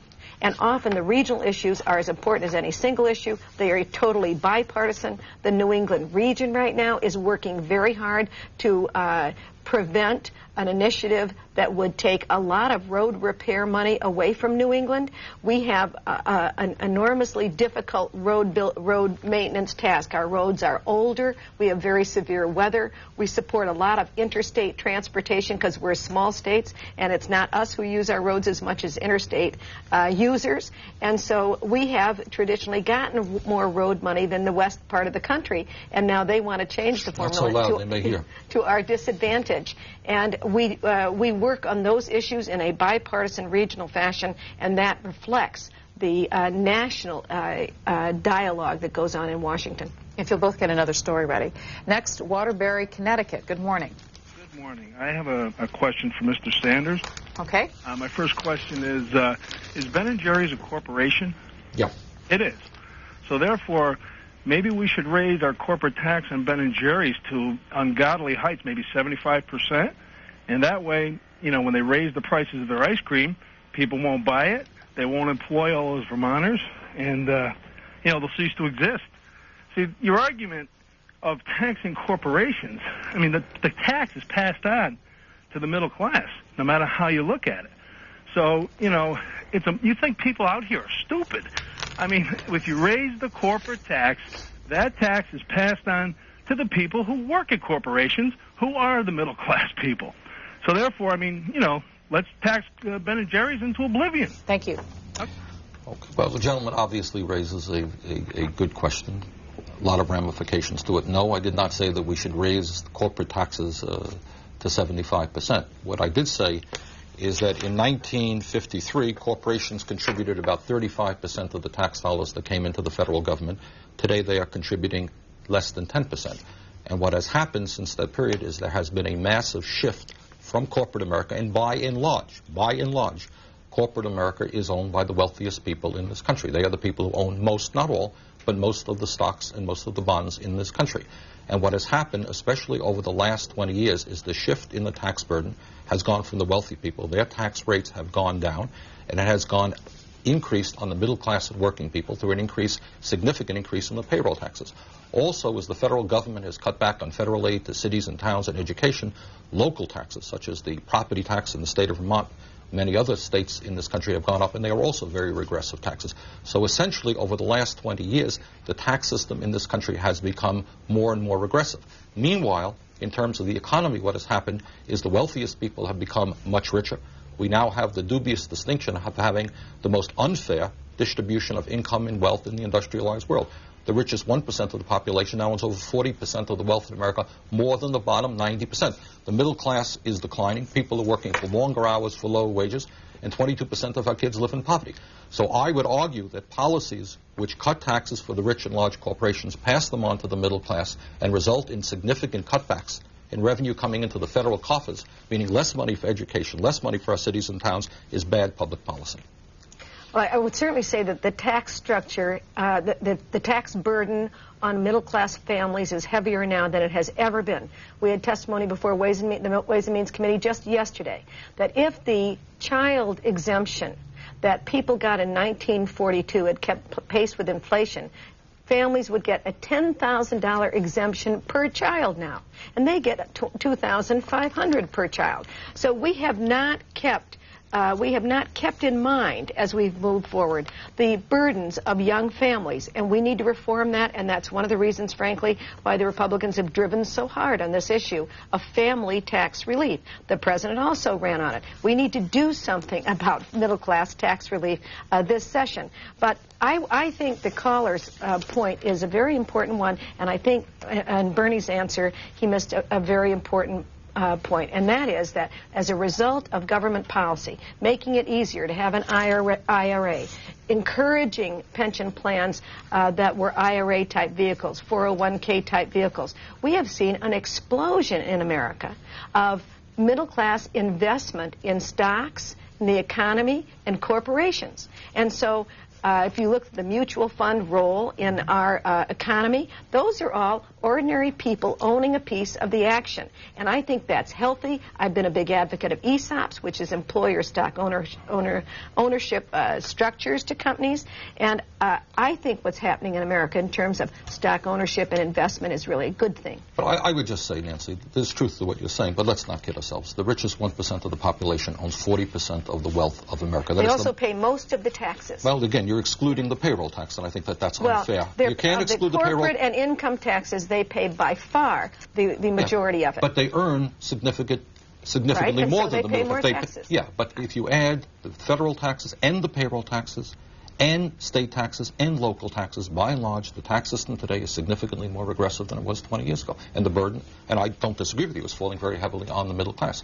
The concerns that I have with Republican proposals, it's very easy to give tax breaks to the middle class. I strongly support that. But then if the end result is we're going to cut back on Social Security, if we're going to cut back on Medicare and Medicaid, you're taking from one hand and punishing somebody else. Stop. No Republican has ever proposed taking from Social Security, Bernie, really? And you know it. Well, absolutely. Let's talk about the CPI, the Consumer Price Index. Absolutely. Whole lot of people. The President is talking about whether or not the Consumer Price Index is accurately developed scientifically to adjust for inflation. And if they find that it isn't accurate, then the technical people will propose some adjustment. And you know that has nothing to do with taking from Social Security. It has everything to do with taking from Social Security. I don't think it is just an accident that this issue is developing right now. It is one thing to talk abstract. The Republicans strongly oppose it. Oppose lowering the CPI? Oppose changing the CPI until the technical work is thoroughly completed, and it won't be for several years. I would hope that you will join me in taking a look at the CPI as it applies to senior citizens. Because, Nancy, in Vermont, and I suspect in Connecticut, in fact, for senior citizens, their increase in inflation is probably higher than the general public. In Vermont, senior citizens can't afford the escalating cost of prescription drugs. Home heating coil has soared. And I think if you take a look at the CPI for seniors, we will raise the cost of living increases for seniors, not cut them. Let me get a call in. Warren, Michigan, good morning. Good morning. How are you? Fine, sir. What's on your mind?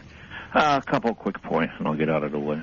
First of all, it seems to me ludicrous to talk about campaign reform when Congress is unwilling to enforce the present laws. I mean, what do? Have passed campaign reform, then come back 2, 3, 4 years from now because somebody abused it and say, well, let's have campaign reform again. The second item is, I don't know that finance is the problem. The problem to me is truth in advertising, such as the Democrats' vile attack on supposed Medicare cuts, which were non-existent. To me, that was the most despicable thing in the world. If there was truth in advertising or truth in campaigns, maybe the people would listen more. I turned off early in the last election because I got tired of hearing about Gingrich cuts, Dole, etc. cuts. That's all I have. Thank you kindly. Thank you very much, Ms. Johnson. Well, I think it is unfortunate that the discussion about Medicare got off track in the last election. President Clinton said we needed to slow the rate of growth in Medicare from 10% to 7%. Hillary Clinton testified before the Ways and Means Committee saying we need to slow it to 6% at that point. That's what she thought. There is broad agreement that we must slow the rate of growth in Medicare to 7% because Medicare is actually going bankrupt. Last year, it paid out more in payments than it took in. This year, it will do the same. Everyone agrees. The trustees of the program, who are members of the President's cabinet, have actually laid out very clearly for the Congress that the program will have no funds left in 3 more years. I consider this a crisis. I think the Congress ought to act. And furthermore, we, as a member of the subcommittee responsible for this, we can see how we can slow the rate of growth in Medicare spending and actually provide better benefits for our senior citizens, because Medicare is a terribly outdated benefit program. So there are ways that we could help the seniors by talking honestly about how we meet the crisis in Medicare, and claiming that we were cutting Medicare when we were actually going to increase expenditures per senior more in the next 7 years than in the previous 7 years was the kind of dishonest politics that is doing exactly what that caller said. It's turning people off. That's why people aren't voting. They are just turned off by the way we run campaigns. We don't talk honestly during campaigns about the problems, and that is a terrible, terrible problem for a democracy. Well, let me just pick up on that point. If my memory is correct, and you correct me if I'm wrong, Nancy, as a result of the Republican Gingrich proposal, Medicare premiums would have gone up by $500 at the end of 7 years. $500. No, I don't believe so. I believe so. And I think that it is, for example, I mean, what Nancy is saying, let's analyze what Nancy is saying. If, hypothetically, inflation in a given year is 6%, and a worker gets a 3% increase in his or her wages, and the boss says, hey, I'm giving you more money, you got a wage, this is not a cut. Well, from the worker's point of view, his rent is going up. Maybe his taxes are going up. It is a cut. Now, I am not arguing with you. There is no debate. Yeah, the benefits went up. But compared to the needs and inflation, it was a cut. And we're talking about semantics. If at the end of 7 years, a senior citizen in Connecticut or Vermont who's trying to survive on $8,000 a year has to pay $500 a year more for Medicare, and at best, and I'm not arguing with you that we can improve the Medicare system, make it more efficient. But if you're paying $500 more for arguably what might be the same type of services, I consider that a cut. Let me also say that right now, even if you left Medicare alone, Medicare does not cover, as you know, prescription drugs. As you know, exactly. you know that Medicare has deductibles and co-payments. It is not a strong system. That's right. We should ask ourselves why throughout the rest of the industrialized world, in every single country, there are national health care systems which guarantee virtually all health care to their people, while we have a system which is not strong enough today. The Republican proposal would have raised premiums and, to the best of my understanding, cut back on the quality of service.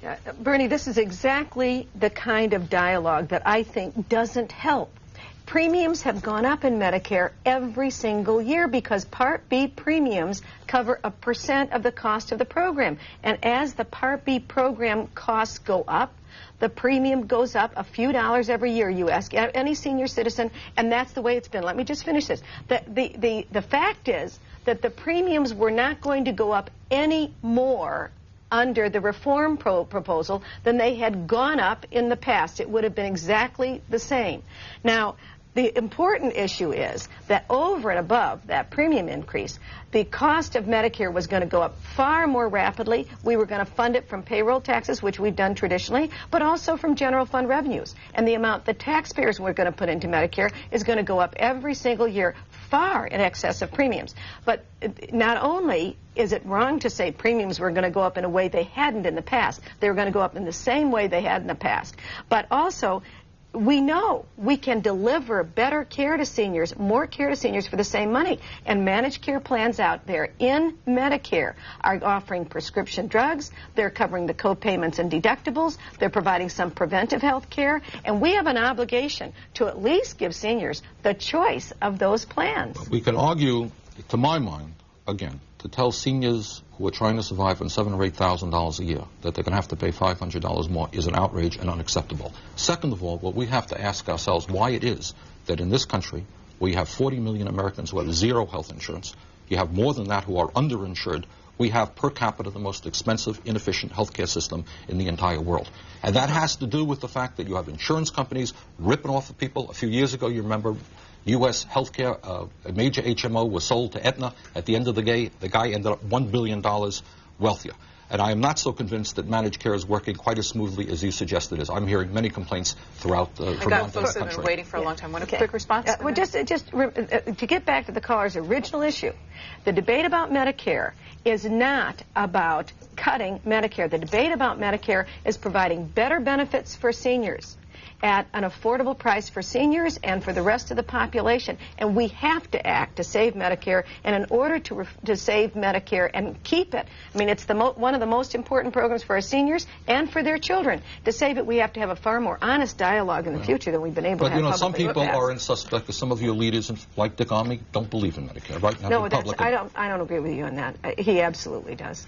Both of you get your pens ready because I'm going to take 2 calls in a row to catch up with some of these folks who have been waiting for a while. You can take some notes and we'll come back to their questions. First is Sparta, New Jersey. Good morning. Good morning. Now, I heard Representative Nancy Johnson indicate that special interests don't affect people's votes. Well, I'm a part of the electorate, and I'll consider myself special interest, even though I can't give large sums of money. We had our Congress and Senate sit with their feet up on the bench while the banks and savings and loans looted the place. We got the bill. If I earn $100 in interest, I put it on my income and pay tax on it. But if I pay out interest on a credit card or an auto installment loan, I can't deduct it. Now, that's not special interest, I guess.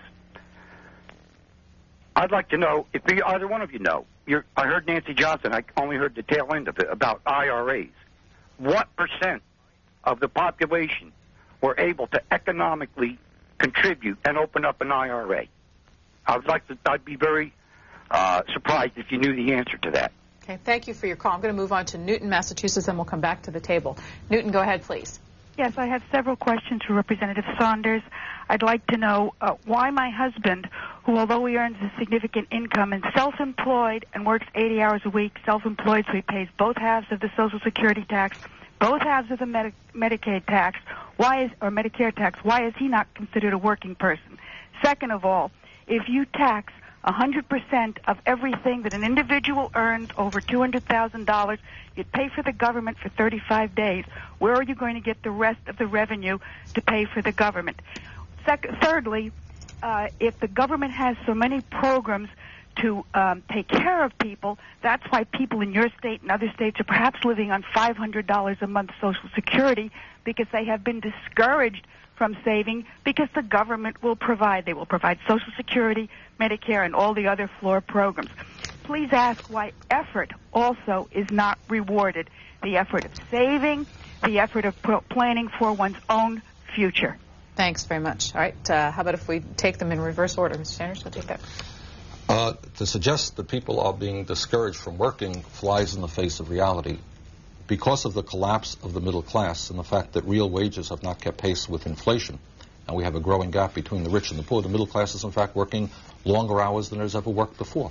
In fact, what is really frightening now is that you have people, the average worker in America now is working about 160 hours a year, more than was the case 15 years ago. People are working their butts off.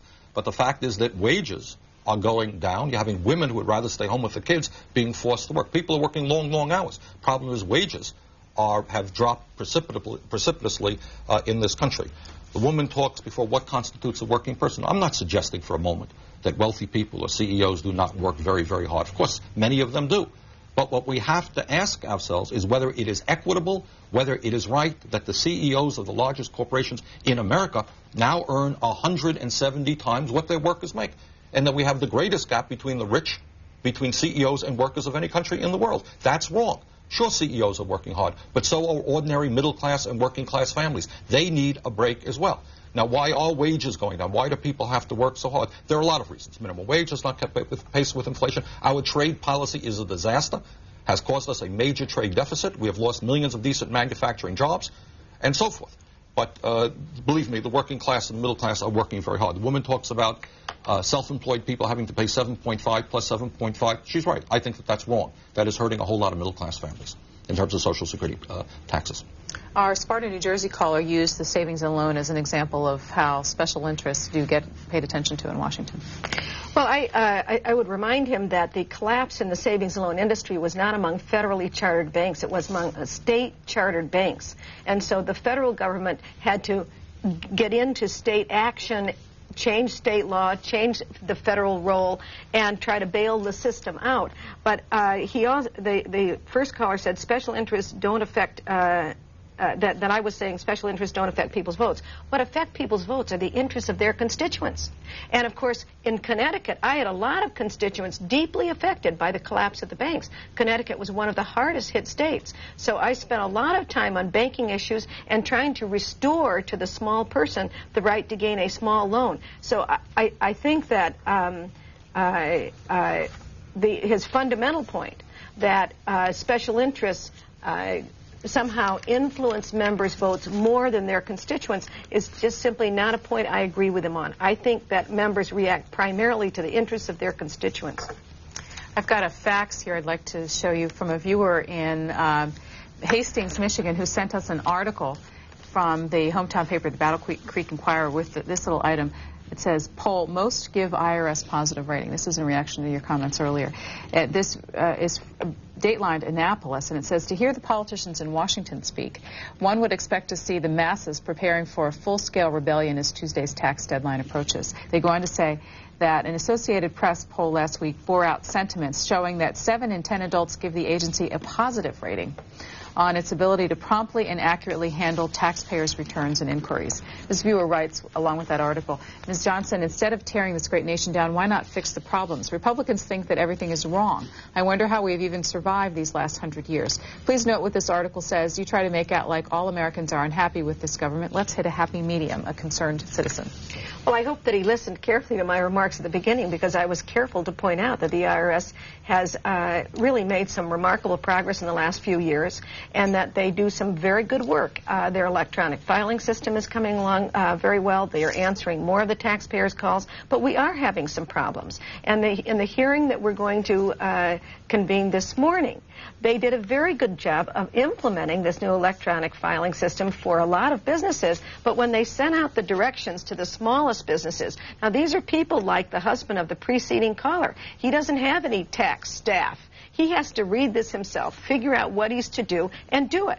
And when the IRS sends out a letter that doesn't clearly line out your alternatives in the new situation, what your obligations are, what your costs are going to be, in a situation that frankly was pretty simple, then they do a disservice to the ordinary taxpayer out there. And what we're trying to do is make the IRS far more taxpayer sensitive. We had a hearing recently where we asked the advocates who deal directly with the public to come and tell the Congress what are the major problems that the tax-paying public has so we can address them. And instead of that, we got something from Washington, an old list of the problems from 1993. Now, luckily, we had a panel after that of advocates, and the advocates actually told us some very interesting information. And we're just trying to help the IRS be more customer sensitive. Now, Bernie mentioned that in his part of the country they've been merging offices and they've had some problems with that. In my part of the country, they merged some offices and it has gone very, very well. And the Hartford office has done a truly spectacular job of managing this change in a way that they've really met the customer's interest. But I'm glad this caller called, because the IRS is doing some very good work. They are there to serve. They have some excellent customer assistance people. We just have to, when an agency spends $4 billion to try to upgrade their technology and comes out with as few accomplishments as this agency, there are problems. Not necessarily with just the people, but with the system. I would agree with much of what Nancy said, but what I don't agree with is the role of big money in influencing Congress. And I think, Nancy, we've got to be pretty naive not to believe that people who are contributing hundreds of thousands of dollars to the parties of their choice and to the politicians are not influencing public policy. And I would give you one example when we talk about special interest. You know, we talk a lot about welfare, which most people assume to mean programs that go to poor people, but in fact corporate welfare, and that is tax breaks and subsidies that go to large multinational corporations, ends up amounting to significantly more than the programs that go to poor people. And that would be a direct, it seems to me, a direct result of the influence of big money.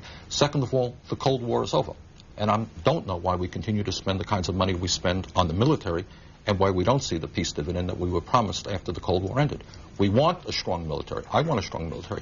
But you don't have to build B-2 bombers for $1.5 billion a plane. We don't have to spend $100 billion a year defending Europe and Asia against a non-existent enemy. It seems to me that if we're serious about balancing the budget, there are ways to cut back on corporate welfare, military spending, doing away with the tax breaks that we've given to the rich. You can balance the budget that way without having to cut back on the CPI and lower Social Security. You don't have to cut back on Medicare or on Medicaid and throw 1 million children into poverty by so-called welfare reform.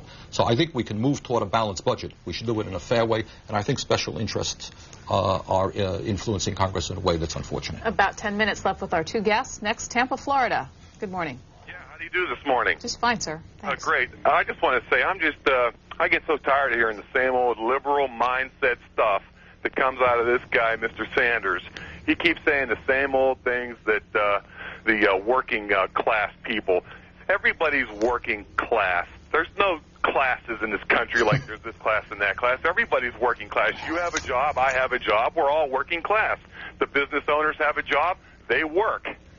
It's the same old thing. What you got to understand, Mrs. Johnson, is the guy sitting across from you does not care about shrinking government, does not care about the lowering of taxes, does not care about getting out of the way so that this country can become an economic powerhouse. It's the same old stuff. We need more. We have to have higher taxes for the programs that they want.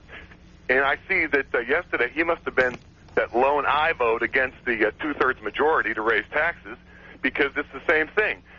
If you put a cap on the taxes, then you have to focus on the spending. Thank you. Right. Well, let me just, I'm glad that he asked that question. He said, and I believe I'm quoting him correctly, there are no classes in this country, end of quote. If you believe that, then I've got a couple of bridges that I can sell you. That is preposterous. We have the most unequal distribution of wealth and income in the entire industrialized world. The richest 1% of the population owns more wealth than 90%. It's an article that I wanted to get to in the Wall Street Journal about Rupert Murdoch expanding his power. Do you know who owns the television networks? Do you understand what wealth and power is about? If you think we live in a classless society, who do you think makes the decisions regarding whether our jobs stay in America or go to China where they're paying people 20 cents an hour, or go to Mexico where they're paying people 50 cents an hour? Who do you think owns NBC? It's owned by General Electric. Who do you think contributes hundreds of thousands of dollars to the political parties of their choice?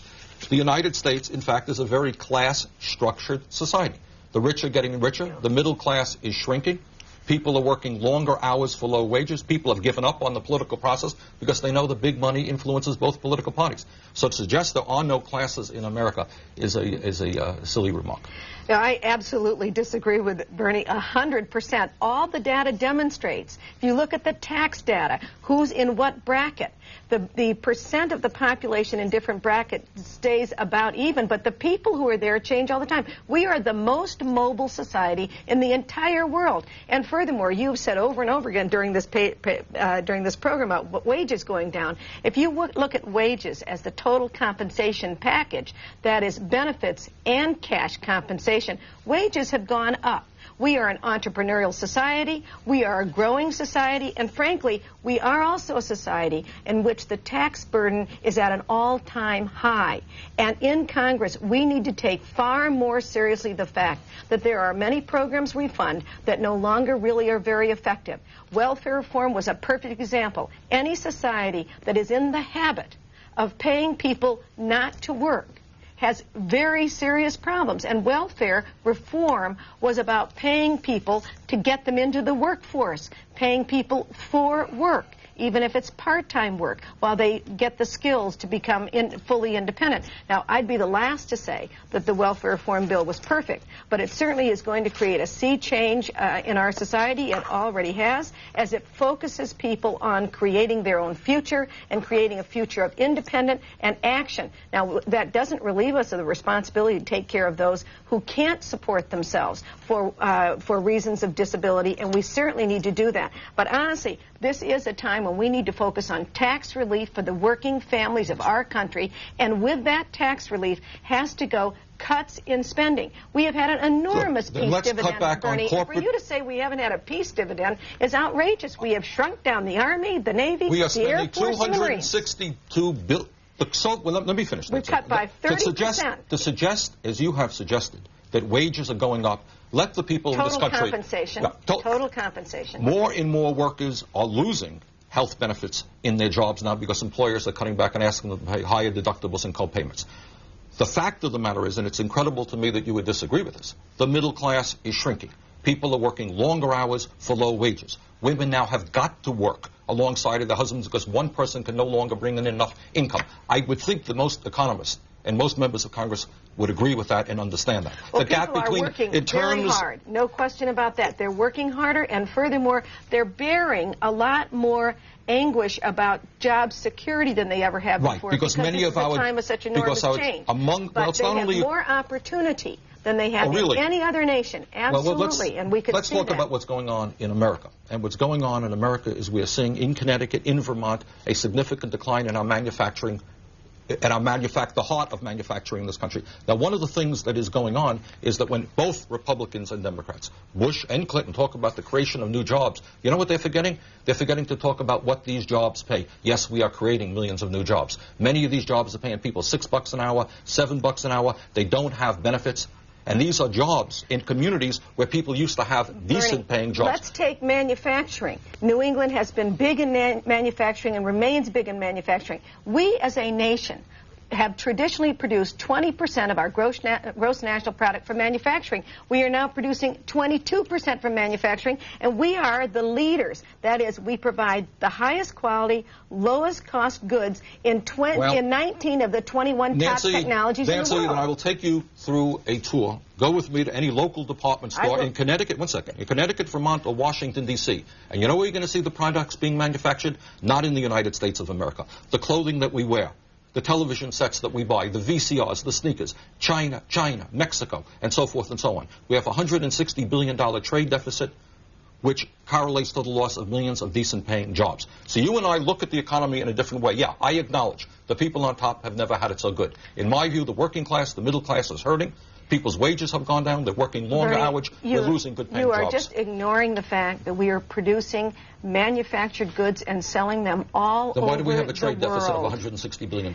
Because we also purchase an enormous amount of goods from all over the world, and that has helped to bring prosperity to other nations and create a more prosperous and peaceful world community. And international trade, in my estimation, is as important to peace and prosperity in the future as any single I agree component. with international trade, no argument. But if you think the current trade policy of NAFTA and GATT is working well, if you're not concerned about the $160 billion that's a record-breaking trade deficit, then we have a strong disagreement. Remember, NAFTA gave a preference to American manufactured goods. People forget that. In NAFTA, 62% of the industrial components have to be made within the community. That is Canada, United States, and Mexico. That is a preference. We have a lot of policies that encourage American manufacturing and support American manufacturing, and I've been a big proponent of protecting America's industrial base. We have to do that at the same time. We have a trade.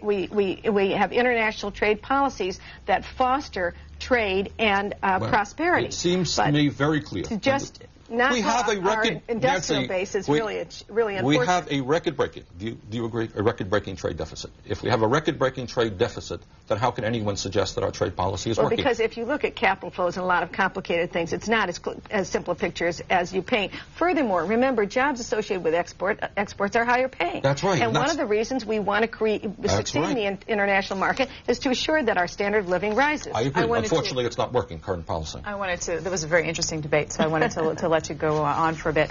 Unfortunately, we only have about 5 minutes left and 2 callers on the line, so if you'll bear with me, we're going to do it once again. Take 2 calls in a row, and that'll be our last. Struthers, Ohio, good morning. Good morning. What do you got for us, sir? Oh, I have a question for both of the representatives. I'm a semi-retired CPA.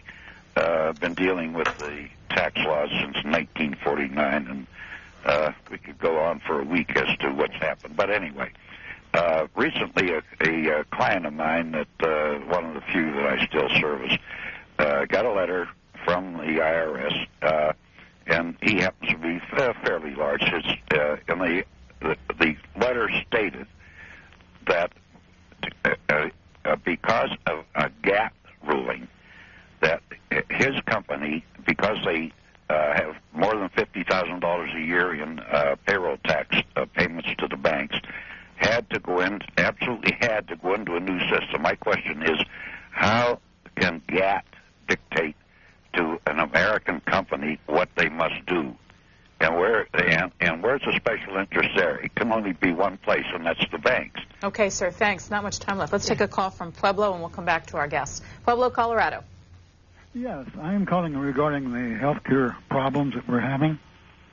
And about a year ago, I called the Federal Elections Commission and I asked them to send me a readout on some contributions made by the Golden Rule Insurance Company. And a considerable amount of money was sent to GOPAC.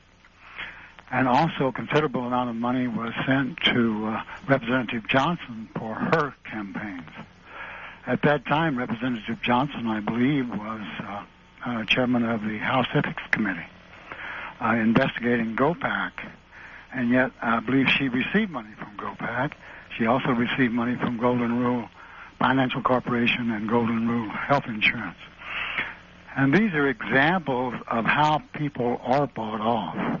And this is why we do not have reform for campaigns, and it's why we don't have health insurance. Okay, thanks. It's reasonable. We will take those again in reverse order. Would you take that last one? I absolutely reject the implication of your comment that I could be bought by a contribution from an insurance company. First of all, I get contributions from insurance companies. I get contributions from consumer groups. I get contributions from people on both sides of many issues because I listen to people about their issues, and I try to work through issues in a way that comes to a solution that meets the interests of the people I represent, that is, the public interest. Now, Hartford, Connecticut is home to many insurance companies. Insurance companies in Connecticut are a major employer. Yes, I understand the industry. Yes, I want to be sure that government policy allows the insurance industry to be strong and healthy because it is a critical industry providing a lot of security to both individuals and businesses throughout America, and we would not want the insurance industry to collapse. But does that mean that I don't introduce legislation that helps people even when insurance companies are unhappy? Absolutely. I introduced the first bill to require health insurance plans to take you without discriminating against you for pre-existing conditions. The insurance companies weren't happy about that, but I knew from my constituents that they had to have what we call portability, that we couldn't leave them in the position of changing health insurance plans and being discriminated against for pre-existing conditions. And I introduced that first bill, even though I represent a state with big insurance interests, and some of those companies vehemently opposed my legislation. So, don't reduce life to such simplistic terms, sir. We represent our constituents. We see the problems in their lives, and we propose solutions, and sometimes those solutions tick off some of our allies, and sometimes they don't. But our job is to serve the people's interest. And frankly, I'd be happy I wish I had more time to go into this, because that health insurance bill that I introduced, because it did alienate a lot of traditional industries in Connecticut, is a perfect example of how representatives serve the interests of their people, the needs of the people they represent. Let me briefly deal with the other issue, the issue of GATT. I'm not familiar with the provision that the gentleman referred to, but one of the aspects of GATT and our trade agreements that does concern me is, for example, in this country we have pushed for environmental regulations regarding the kinds of pesticides that may be used so that we don't consume DDT in our food and so forth. What does concern me is that other countries that do not have these standards are able now to import their products into this country, putting our own growers at a disadvantage. And that's one of the aspects of international trade. We have the right, local communities have the right, it seems to me, to make legislation which works well for their communities. This country has the right to make laws that work well for our own people. And under the guise of so-called free trade and the World Trade Organization, many of the standards that we believe are important are going to be ruled in violation of free trade, and that concerns me. Back just for a moment to the electronic filing problem, and the first caller saying that he got this letter on behalf of the business. He should tune into the hearing that we're going to have this morning on exactly that issue, on exactly that letter, and what that small business really is obliged to do, and how they can do it, and how we believe it will be in their interest, and so on and so forth. So. He should tune in. Last question, and a quick one. That last caller did bring up the Ethics Committee process, of which, of course, our viewers know you were chair. Associated Press is running a story this morning. Gingrich narrows options for paying ethics penalties. It says sources close to Mr. Gingrich, all speaking on the condition of anonymity, said that the Speaker had narrowed his choices to two: paying most of the penalty himself, or establishing a legal defense fund to raise the entire $300,000. As either former chairman, chairman of this process, or a member of the Republican caucus, do you have an opinion on this? As I have said repeatedly in the past, I believe he should pay the amount personally. But I am proud of the fact that the Ethics Committee, through a majority vote, or on the final action, a near majority vote, concluded work on all of the cases involving Mr. Gingrich. And in this last round, recommended the toughest penalty against any sitting speaker and was broadly supported by the House. So I think the Ethics Committee carried out its responsibilities really very well in a tough environment, came to an honorable conclusion, did propose a very tough penalty against a sitting speaker, and now I think he should truly pay out of his own resources. Comment on this as we close? I think he should pay out of his own resources. Thanks to our two special guests at the table, Congressman Bernie Sanders of Vermont and Nancy Johnson of Connecticut. Hope you'll both come back. We'll be back in a couple minutes.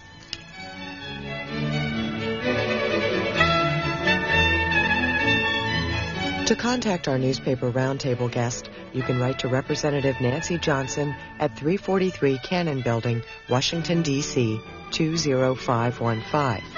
You can contact Representative Bernie Sanders at 2202 Rayburn Building, Washington, D.C., 20515.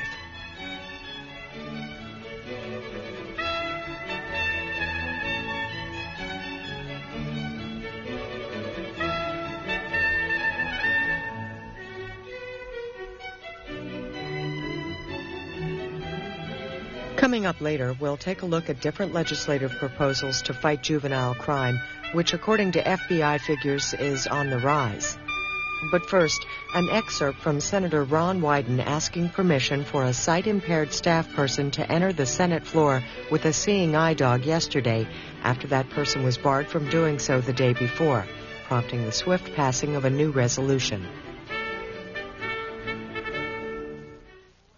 Mr. President and colleagues, watching Ms. Shea enter the chamber today makes me feel very proud. I'll go to lunch on that. It's a good day for the Senate because ensuring equal access to opportunity is what the United States Senate is all about.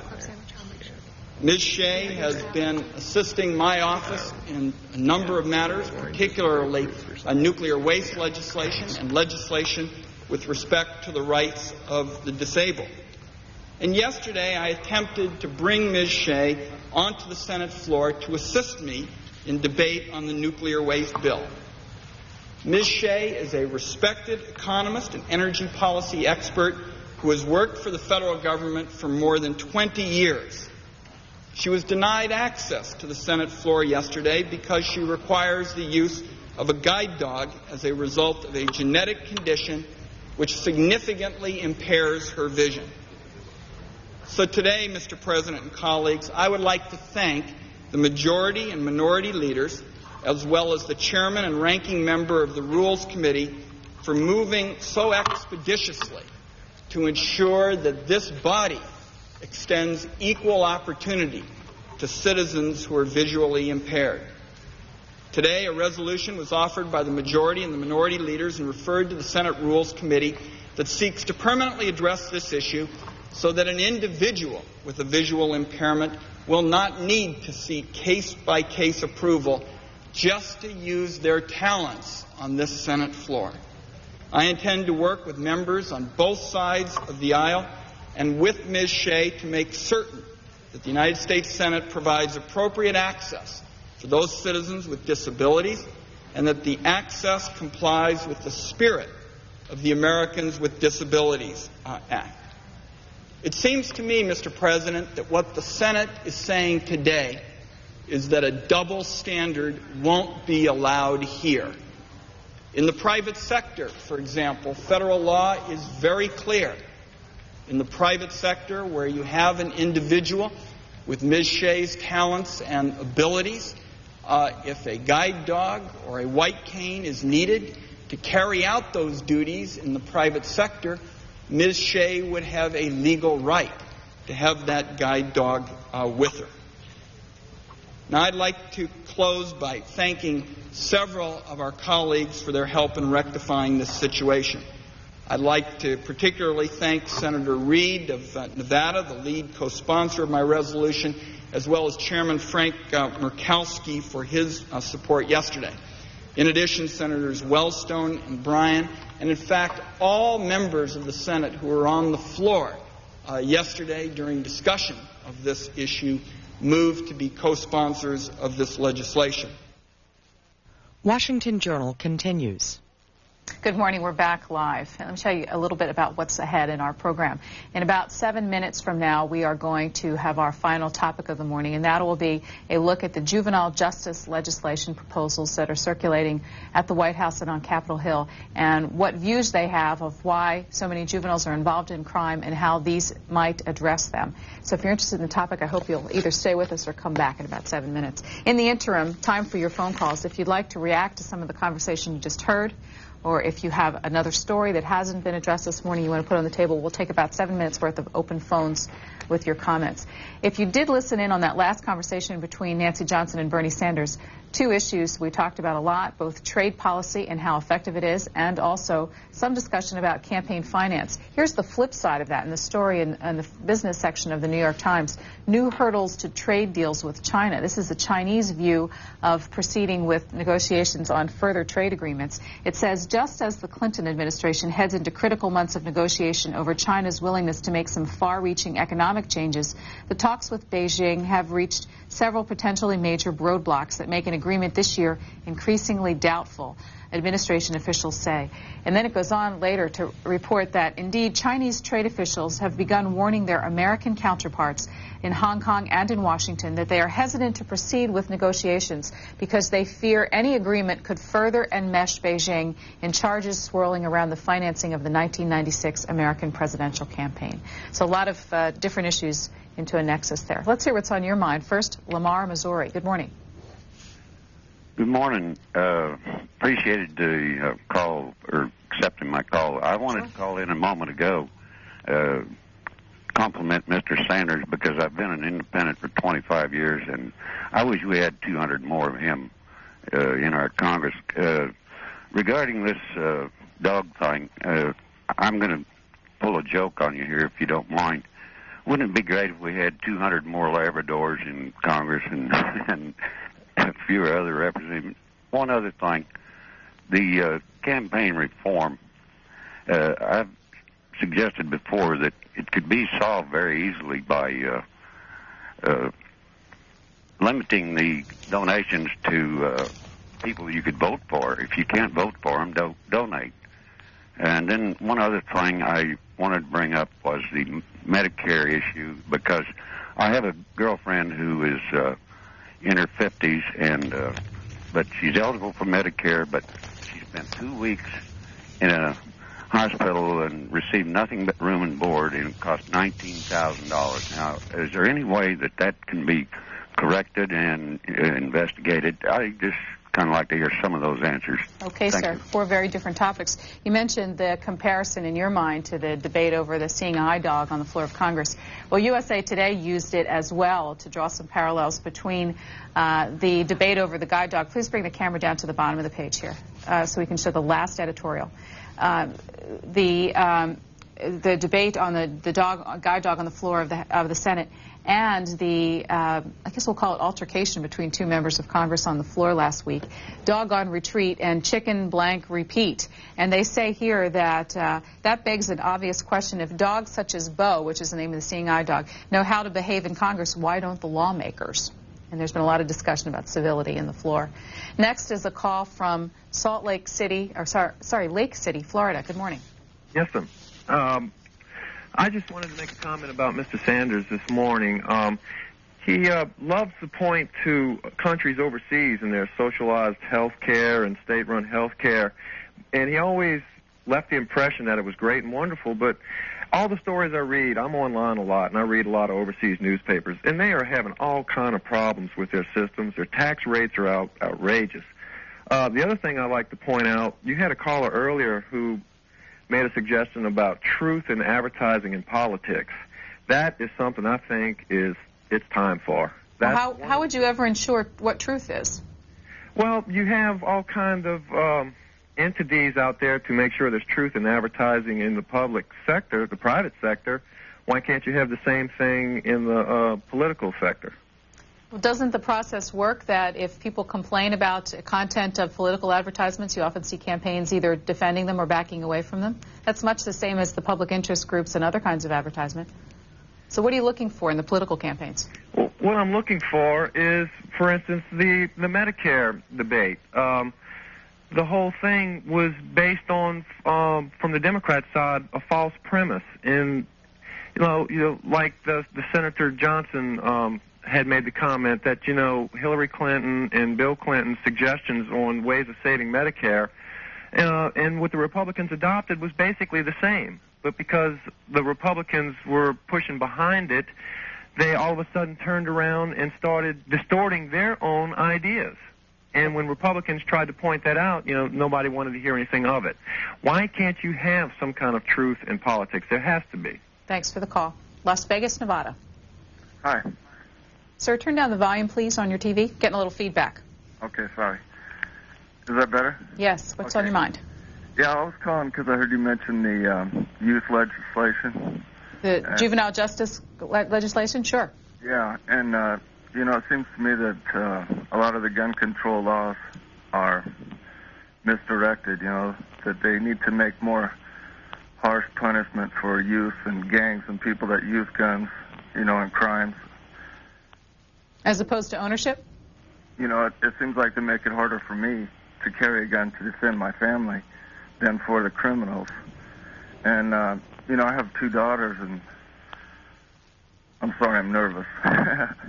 I have to teach my daughters to hit the floor when they hear gunshots, It really bothers me.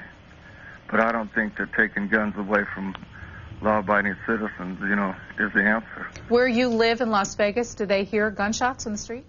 Yeah. Lately we've been hearing pretty frequently. We've lived in this neighborhood for like 15 years, and we never really had this kind of problem before. But it seems like a lot of people from Los Angeles move here and kind of bring their ways with them. And it puts our police and our citizens in a really bad position, Well, thanks for your call. When we talk in a couple minutes about the juvenile justice legislation, we'll find out what provisions it makes for use of guns in criminal offenses. Hilton Head, South Carolina. Good morning. What's on your mind today? Good morning. This relates to the NAFTA and GATT policies of the country. We ran a small business up until last year, textile business. And because of the inexpensive sewing costs overseas, quite a number of our customers were forced to close their businesses. And, of course, they couldn't afford to buy our product. And it seems to me that NAFTA and GATT just are not doing the job that they were alleged to do. I'm a Democrat, and I'm sorry that Bill Clinton supported those policies.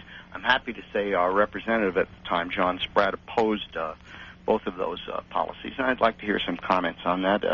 Apparently, we were a small company. We only had about 15 employees, but those people, some of them are still unemployed today, and I'm very sad about it. Thank you for the call. We had quite a spirited debate between our 2 members of Congress about the effect of trade policy in our last segment. Hope you saw a little bit of that. This will be our last call in open phones from Lake Elsinore, California. Good morning.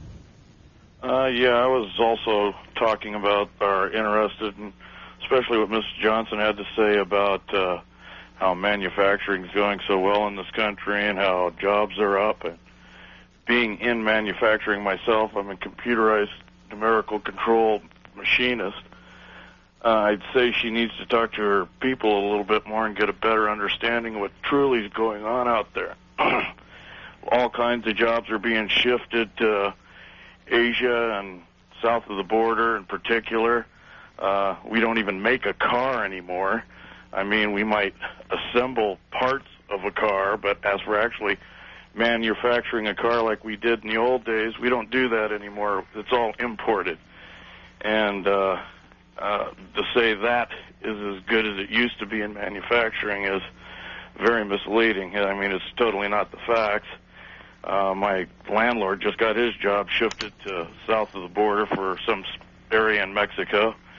And I think GATT and NAFTA are definitely a serious problem to it, especially for protecting local economies. You know, it allows the lowest bidder to come in here. Like everybody says, you go check out stores, look at what's manufactured, where it's manufactured by. You see China and Mexico growing and growing and growing. And, U.S. goods used to be number one. I remember that was an age-old adage when I was a kid growing up in the 60s. Thank you for your call, sir. Lake Elsinore, California. That's it for our open phones. Thank you for participating. Glad to hear your calls from around the country, and we'll hear more of that as our program continues this week. Just we'll hear what's on your mind. So you mentioned our last segment this morning is going to be on juvenile justice legislation and proposals that both the White House and Capitol Hill have to address the crime problem. Our guest is Dan Carney, who is a reporter for Congressional Quarterly, just completed a very long piece, lots of detail about the legislation. Mr. Carney, thanks for being here. Thank you. I want to start with a number which popped out of your piece, which is that in 1995, 1 out of every 200 teenagers was involved in a violent crime in the United States. Give me some context for that number. Well, the numbers that the Justice Department gives are in 100,000 per 100,000. So I figured, 100,000. That's kind of hard to figure out what that means. So I just sort of did a little bit of division, and I brought it down to 1 out of 200. Another way of looking at it would be if you're in an average school of, let's say, 1,000 people, then 5 students every year will commit a violent crime. Now, obviously, some schools are going to have much, much higher rates and some, much, much lower, but that struck me as a fairly astoundingly high number. This at a time when we keep hearing numbers from the Justice Department that overall crime rates are down. So that means that crime among young people is going up? Well, it actually did dip a little bit in 95 for violent crime, and for murder, it dipped a little bit for 2 years in a row. But adult crime has been dropping since the early 90s. And also, it didn't have the huge spike upwards in the 1980s that juvenile crime did. Juvenile crime is even with the recent decrease, is up by about 70% in the last decade. It just exploded in the mid-'80s, and it's come down a little bit, but not very much. C-SPAN watchers will remember the very long and vocal debate a couple years back on midnight basketball. Now the answers to the problems being looked at by Capitol Hill from a federal level is on the punishment side. Tell us a little bit about the philosophy and what the proposals are hoping to do. Well, there is some prevention in the administration bill, but the Republicans who control Congress and basically are going to, at least in the initial stages, sort of set the tone of the debate. The House bill, which is introduced by Mr. Bill McCollum of Florida, it basically it does two things. It makes it easier to try juveniles as adults, and it tries to encourage states and require the federal government, in cases of federal crimes, to punish even minor crimes in some fashion, so that kids, when they do something minor, get some kind of punishment, so that theoretically they won't move on to more violent crimes. And how much money is it allocating? It's $1.5 billion, which is to the states, which is tied to their doing what I just mentioned, trying juveniles as adults and developing a graduated system of punishing people, so that if someone breaks a window or something, that there's some punishment there, so that kid knows that it's wrong to do this thing, and don't move on to more serious crimes. We've talked a lot to judges over the few years about the caseloads on courts. If, in fact, the federal government is encouraging states to criminalize and pursue more juvenile crimes, are the court systems able to handle it?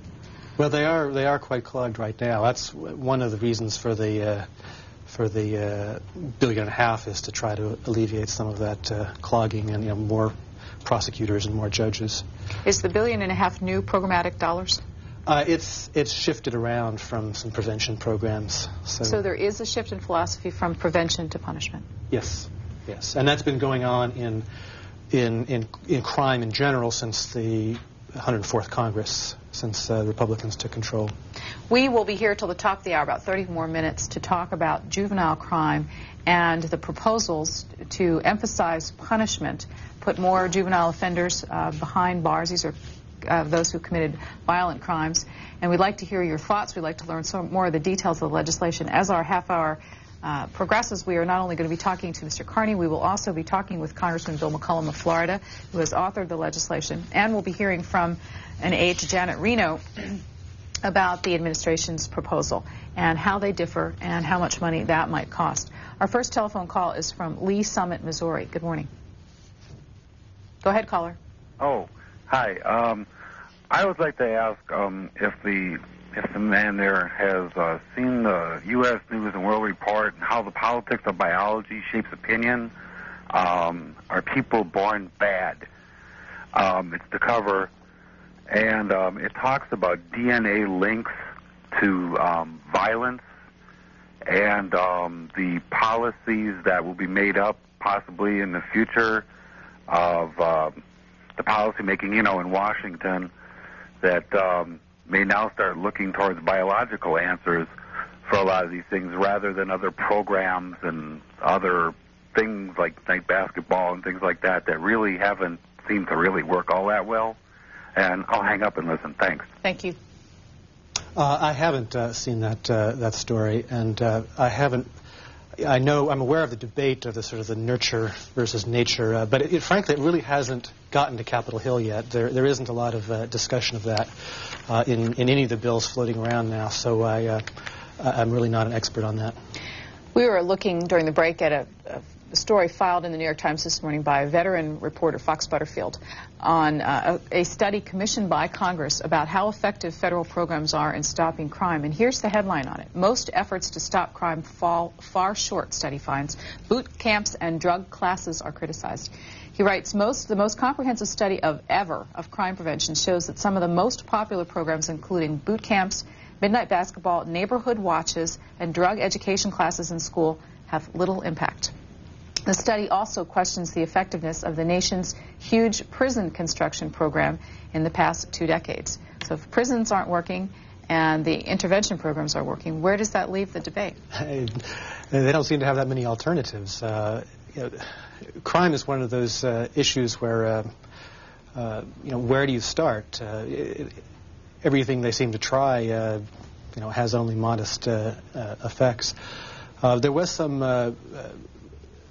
some encouragement in putting more police on the streets and in drug testing in prisons and things like that. I suppose that'll probably get a little bit more attention now. But crime, and specifically juvenile crime, where you're talking about people who don't necessarily respond to attempts to divert them because maybe they're not that responsible to begin with.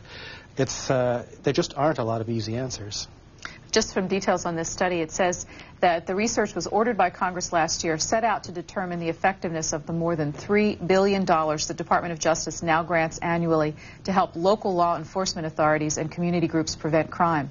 The study, which focuses heavily on programs to stop juvenile crime, was presented to Congress late last week and was the subject of hearings yesterday by the House Judiciary Committee. One of the things they specifically talk about is the program called DARE, which you can tell us a little bit more about, now used in about 70% of the nation's public schools. They're classes which warn about the dangers of drug use and are taught by uniformed police officers instead of regular teachers. The program, usually given to 5th and 6th graders, is extremely popular with parents, but the report said repeated evaluations found that, quote, its effects on drug use are, except for tobacco use, non-significant. DARE is very popular, and I'm not exactly... I think it has to do with the fact that it's a treatment and prevention program, but B, it also involves police officers, which makes it seem a little bit less of a kind of a goofy program like a midnight basketball, which is a very easy program to kind of make fun of. Was DARE supported ultimately by federal funds that go to communities? It does get federal funds, and it's spent locally. I don't think this report is going to make it any less popular. I mean, it seems to have a lot of support behind it. Another question for you from Seattle. Good morning. Good morning. How are you doing? Fine, sir. Good. I'd like to find out, is the United States of America really trying to solve the juvenile problem, and is giving more police on the street and judicials and justices going to solve that problem? I know how to solve the problem, because one of the reasons is basically they always use code words, and I'm a former police officer in the city of Seattle, and I retired from there.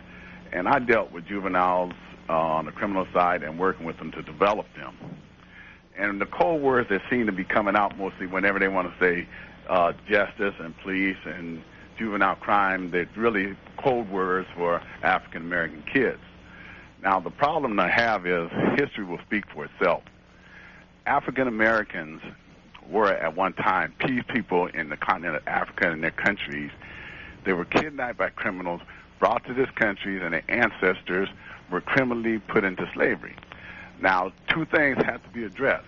If you address this issue with reparations and you deal with, hey, to heal the two races, the conflict is, then we start really looking for the real solution at what's happening to our juveniles and the deterioration of our social system. So you're saying that the root cause of juvenile crime or some of the discussions is racism?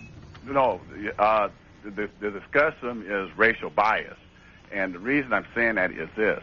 You have African Americans are targeted in this country as being criminals of the country. You know, it's just like, for instance, before slavery in this country, you had livestock and the way it was kept and developed. And now it's refined. Well, now you don't have slavery, you have a criminal judicial system to say, hey, you are the criminals. But we have to look at the social issues. Okay, sir. Deny economics. Wait a minute. You deny economics. You deny certain things. You give up all the jobs. And then you have everybody, poor, white, middle class, fighting among themselves, pointing fingers at everybody. It's like, for instance, they passed... Sir, I'm going to have to interrupt you because you've had a chance to make your point. We do have a lot of callers waiting. Let's get a response from Dan Carney. Thanks. Well, there is an interesting racial element to this particular legislation. If you're trying juveniles as adults, that's going to put a lot more African Americans than white juveniles in the adult system, and a number of people have made that point. Another sort of interesting sidelight is in terms of federal crime, which is actually a small percentage of the crime we're talking about, but in terms of federal crime, if you are finding violent federal crime and transferring those juveniles to adult courts, that has a huge impact on Indian reservations and Indian and Native Americans because a large percentage of federal crimes involve federal property and Indian reservations. So there's sort of that racial element as well. We'd like to bring into the discussion Kent Marcus, who is the point person at the Justice Department on juvenile crime. He's a counselor to Attorney General Janet Reno. Mr. Marcus, thank you for being with us, joining us live from Capitol Hill. You've heard already we're getting into some philosophical discussions about the root causes of juvenile crime. The administration has legislation that it's advancing on this. What is the philosophical basis for the legislation? I think the administration's view is that the legislation has to be formulated that correctly responds to a correct identification of the problem. And one of the concerns we've had is that it is all too easy to suggest that the problem is exclusively dealing with violent juveniles, or the problem is exclusively dealing with how we prevent kids from getting involved in crime to begin with. And the administration approach is one that tries to make sure that we are having solutions that deal with each of the different parts of the problem. About 1/2 of the juveniles in the country are involved in violent crime, but they are involved in serious violent crime that is really victimizing people, and we need to deal seriously with those kids.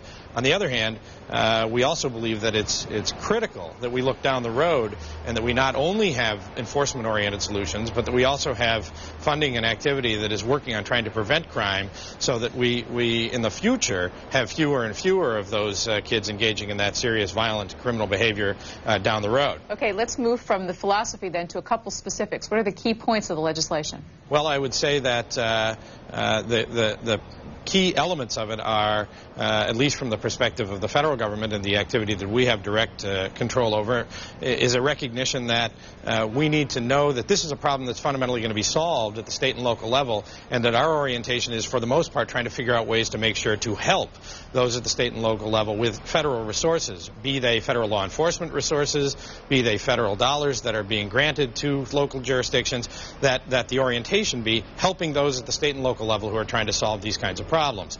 And so we have some new federal statutes that are aimed at particularly violent behavior that kids engage in, where federal prosecutors may themselves be involved in prosecuting some juveniles, like in serious violent gang and drug organizations, and those activities that involve illegal transfers of guns to kids that are involved in these kind of violent acts, and then a substantial orientation toward making sure that the grant funding that the federal government is administering is going to the different parts of the system that need funding, so that we've designed an approach that says let's make sure that there's some money that is going to the prosecutors for their needs, some money going to the courts for their needs, and some money that is dedicated to some of the prevention and intervention strategies that are so important in terms of looking down the road. How much money are you asking for this? It's about a total of $450 million in the administration bill. Mr. Carney, there's a big difference in the dollars. Why? Most of the McCollum bill is simply reprogrammed, and Kent might be able to clarify this, but I think most of the administration bill is actually new money. So the administration bill actually comes up with more new money, even though the dollar amount is smaller. Mr. Marcus, is that right? Well, I think that even more critical to the matter is that the administration firmly has a policy that we do not propose funding that is not somewhere in the President's balanced budget plan. And therefore, unless we can account for exactly where the dollars come from, we don't propose that dollars be spent in a specific area. To the extent that others can find more dollars to be spent on some of these kinds of efforts, I'm sure we would be enthusiastic about that. But we've proposed the dollars that we could find and spread them in these ways that we think are the necessary and appropriate ways. So there are other proposals out there that do provide more funding than the administration has suggested. And to the extent that others can find more discretionary funds, we'd be thrilled. Mr. Marcus, let's move from the funding back to some demographics questions. When you look at some of the numbers and you look at the kinds of crimes young people are committing, what are the conclusions by experts about what drives young people to crime? Well, I think there are a range of different stimuli to this kind of behavior. I think one of the things that we have seen quite consistently is that there has been in recent years a substantial decline in the time that adults spend in the lives of children. And the concomitant result is that if you do not have an adult, be it a parent or be it a neighbor or be it a coach or be it a minister or be it someone else who's playing some substantial, meaningful role in the life of that child, then for the most part those children are learning their lessons as they grow up, either from each other, from television, from sources that we're probably not particularly enthusiastic about the values that they may learn in those contexts. And what, when you look at population numbers, what will be happening to the juvenile population in this country over the next 50 years? Well, there is, especially in the next 20 to 30 years, there is going to be a substantial increase in the percentage of the population that is composed of juveniles. And some have suggested that this is a reason to, in and of itself, to focus quite heavily on the punitive aspects of legislative solutions.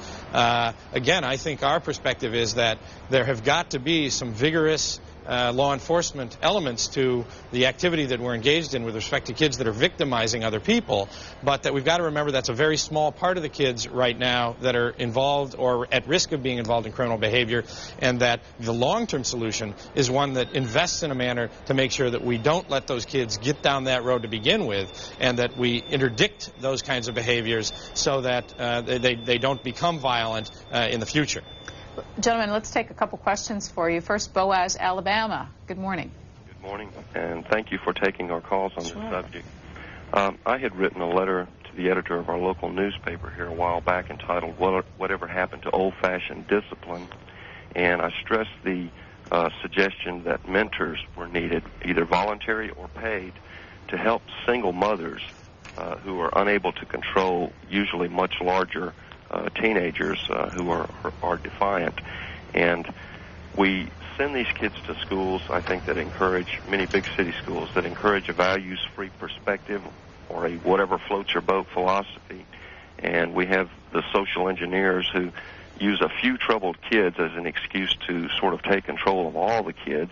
And on the Democrat side, we have people like Jocelyn Elders, who's telling us how to raise our kids when our own kid is like a cocaine addict. Then we have like Marian Wright Edelman, who says that the government needs to take control of kids away from families. And then on the Republican side, you've got, I remember specifically a speech given by President Clinton before he was reelected, in which he stated that all kids needed to be covered by some form of health insurance, and there was just a very meager applause on the Republican side. But when he mentioned tax breaks for companies or corporations, there was a standing ovation. So I think both parties have some problems here with addressing this issue, and I hope that we can look at the possibility of perhaps off-duty police officers. Thank you, sir. Let's get a response, please. Start with Kent Marcus. Well, I absolutely agree with the caller that a substantial increase in mentoring and those who agree to act as mentors is an important part of this. It certainly fits in with what I was talking about earlier in terms of having an increase in the number of adults who are playing meaningful roles in the lives of children as they grow and as they develop, and mentors are one very important solution to that. I also think that his suggestion about the importance of things like early childhood health care, some have not understood sort of the linkages that are becoming more and more apparent to all of us of the impact that early childhood development can later have on whether we have criminality or not. And I think we are learning more and more and more about how children develop at very early stages, and know that if we invest very early, we can get the kinds of results that I think that we all want to have, and that investments that previously didn't look like anti-crime type investments, in fact, are the types of investments in children that may well accomplish that exact result. Mr. Marcus, our time with you is almost over. Let me ask you, process-wise, please, where is the administration's legislation right now? Well, the administration has legislation that's been introduced in both the House and in the Senate, and we are working closely with the House and Senate, Democrats and Republicans, in I think, an excellent collegial way right now to try and come to some common ground, to find places that we find are satisfactory to everyone, to find ways that we can come up with solutions that we all think are worth embracing. Kent Marcus is a native of Cleveland, a graduate of Harvard Law School and of Northwestern University, was a lawyer and a teacher before joining the Justice Department and other positions as well. In the Justice Department, he serves as the Attorney General's point person on the juvenile crime issue. His title is Counselor to the Attorney General. Thank you very much for being with us. Thank you, Susan. Mr. Carney, you have any comments for that caller? The comment on public school just raises the issue that one of the underlying issues here is that kids are spending a lot less time in the home, and more in school, and more, playing with friends from school. If they have two parents in their home, they're both likely to be working or out of the home, or at least more likely than they were. A lot of these kids who are in trouble come from incomplete families. So, again, there's no real easy solution. I mean, you can't, come up with a bill and say this is going to solve the juvenile crime problem. And if those societal things are a root cause, what attempts do these pieces of legislation have at addressing the issues? Well, they do very little on the root cause, and root causes are again, they're sort of hard to address in Washington legislation. I would say both of them try to take steps that they think could be sort of marginally effective to reduce crime at the margins. I don't think anyone is saying we're going to eliminate or cut in half or by 2/3 or some large percentage juvenile crime. I want to go back to the caller we had a few minutes ago that asked about, and you were on the set at the time, they talked about teaching his daughters to duck when the gunfire was heard in the neighborhood. He is a gun owner and wanted to know specifically about the two pieces of legislation and how they dealt with use of guns by criminals. Compared with previous crime bills, particularly the 94 crime bill and the Brady bill before that. The 94 crime bill had the assault gun ban. As it stands right now, the Republican bills have nothing really that significant on guns. The administration bill has some things like safety locks and storage of weapons, and it has some, I'm trying to remember, some mandatory crimes, I think, for firearm usage in a crime. But right now, it's not that big of an issue. Now, it could become that. I mean, this bill could turn into sort of a Christmas tree where the left and the right come in with their sort of favorite, pet projects. And one possibility is that on gun issues is that Congressman Schumer of New York, who was instrumental in the assault gun ban and in the Brady bill, back in '93, he introduced a bill to restrict firearm purchases to one a month. And then when the Republicans took over, essentially that got put on the back burner. He might pull that out and try to put that on this bill, and that would turn this bill into a somewhat controversial gun control debate. Mr. Schumer is the sponsor of the administration's version of the legislation, is that right? Yes, he has his own bill, and when the administration introduced his bill, he became the sponsor of that as well. Joining us now live from Capitol Hill, Congressman Bill McCollum, who is the chairman of the Crime Subcommittee. Thank you for being with us, Mr. McCollum. Glad to be with you. We've been at this for about 15, 20 minutes now, talking a little bit about the whole philosophical issues surrounding the legislation, and also heard in detail a little bit more about the president's proposal.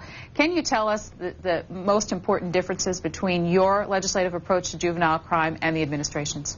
I can certainly do that, but I want to first of all tell you that I'm working very hard with Chuck Schumer and the administration as we speak today in hopes that we come up with a bipartisan product that compromises a lot of this even before markup. But the main difference with regard to our proposal, and it's something that Janet Reno embraces now, is that we've decided we want to go after accountability very early on and reform the juvenile justice system and encourage the states to do that where most of this is. And the method that the Republicans have chosen to do this is to say we're going to set up a model juvenile justice code for those few cases that the federal court system sees, and propose about $1.5 billion in grant programs to those states that will accordingly change their laws to create what we call accountability. And what I mean by that is this. Number one, for those violent juveniles who are 14 and over that commit these violent crimes, we want to see the states that haven't yet gone to the process of treating them as adults for the purposes of sentencing do that. That doesn't mean putting them in and commingling them and serving their sentence, but it means in terms of the length of the sentence and how they're treated. That's happened in about 22 states. We like the other states to go to that. We also want to see the juvenile records kept. We want to see more open court proceedings for those involved in violent cases. But I think the most significant thing we want to see is not related to the violent juvenile, but to the system which does not any longer take into account any kind of sanction for the very early juvenile delinquent acts, such as stealing a hubcap or breaking a store window or doing those kinds of things that when I was a youngster, you went before a juvenile judge before. But today, police tell me they don't even take a youngster before a juvenile judge. And in those cities where they do go before judges, when they finally get there, it's 10 or 12 appearances before they get community service even or any kind of sanction. So we're going to request through this process and provide all kinds of incentives for states to come along with us that we start sanctioning kids for the very first juvenile act and then progressively get steeper and steeper with those sanctions for each succeeding act, because there needs to be some realization on the part of these youngsters at the early ages that when they do something there's a consequence for it, so that when they get to be older they don't just haplessly pull the trigger thinking there's no consequence on a gun crime or whatever. I think that's very important. And the side issue with it, and the one other thing that we're a little different with the administration on, is we would have a parental accountability not for the juvenile delinquent acts, but you'd bring the juvenile before the juvenile judge at the time of the act and the sentencing or the determination by the judge, and hold the parent accountable for some kind of supervision, some kind of role, that if that parent violates it, then the parent would receive some punishment for violating it from the juvenile court. Major overhaul. Again, I think the administration will support it. We don't have the gun provisions that were mentioned earlier in our proposal. Some of those provisions are acceptable to us, and we may well see them in the final bill. If I could divert for just a second from the specific issues of the bill, just on a philosophical approach. We've often heard the Republicans in Congress talk about the fact that wisdom resides in the states, and it's the states, not the federal government, that has the answer. Right. Is this bill, your legislation, in concert with that thinking? I think it's in concert with it. It's very much like what we did with Truth in Sentencing, where we encouraged the states through a grant program to go to the proposition of making violent felons serve at least 85% of their sentences. We said, we'll give you a lot of money to build prisons or whatever you need to get this done if you just change your laws to do that. That's essentially what we're going to do in this case. The Republican philosophy, as opposed to the Democrat philosophy, is going to be to say, take the money that we're giving you, and within broad parameters you can spend it as you want to spend it, as long as it's on juvenile justice. You could build detention centers with it. You could increase truancy support staff. You could increase numbers of juvenile judges, social workers, or whatever. But it would be the choice of the states and the local communities of how to spend that money, rather than our giving defined prevention program grants to do that with. Now, I do want to say there will be a companion bill to the Crime Subcommittee bill out of Judiciary. The Opportunities Committee is producing a smaller pot of money, but a traditional pot, in what is known as OJDP, which is the Office of Juvenile Justice Delinquency and Prevention in the Justice Department. And there will be prevention programs and prevention money there in a more traditional sense. Williamstown, New Jersey, your question, please. Good morning. Good morning.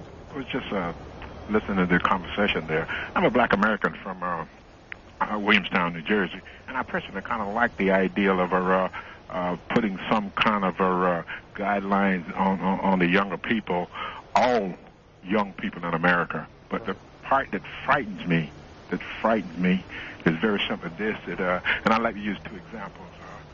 In the drug situation, 70% of the people that use drugs are white Americans. 90% of the people in jail are black Americans. The greatest percentage of people on welfare is white. All the people you see about welfare is black. If they're going to use if this is just going to be another system to target blacks, you're not accomplishing anything. You've got a good idea. I hope it's used the right way. Thank you. Mr. McCollum? Well, I would comment that we certainly aren't targeting blacks with this. I think the reasons that you've given are probably the reasons why we see these disparities in sentencing and the number of blacks involved in incarceration is because you do have economic differences and you have a lot of economic crime going on, such as the transiting and the sale of drugs. You also have a breakdown of the families in the inner cities. A lot of times that's in the minority community.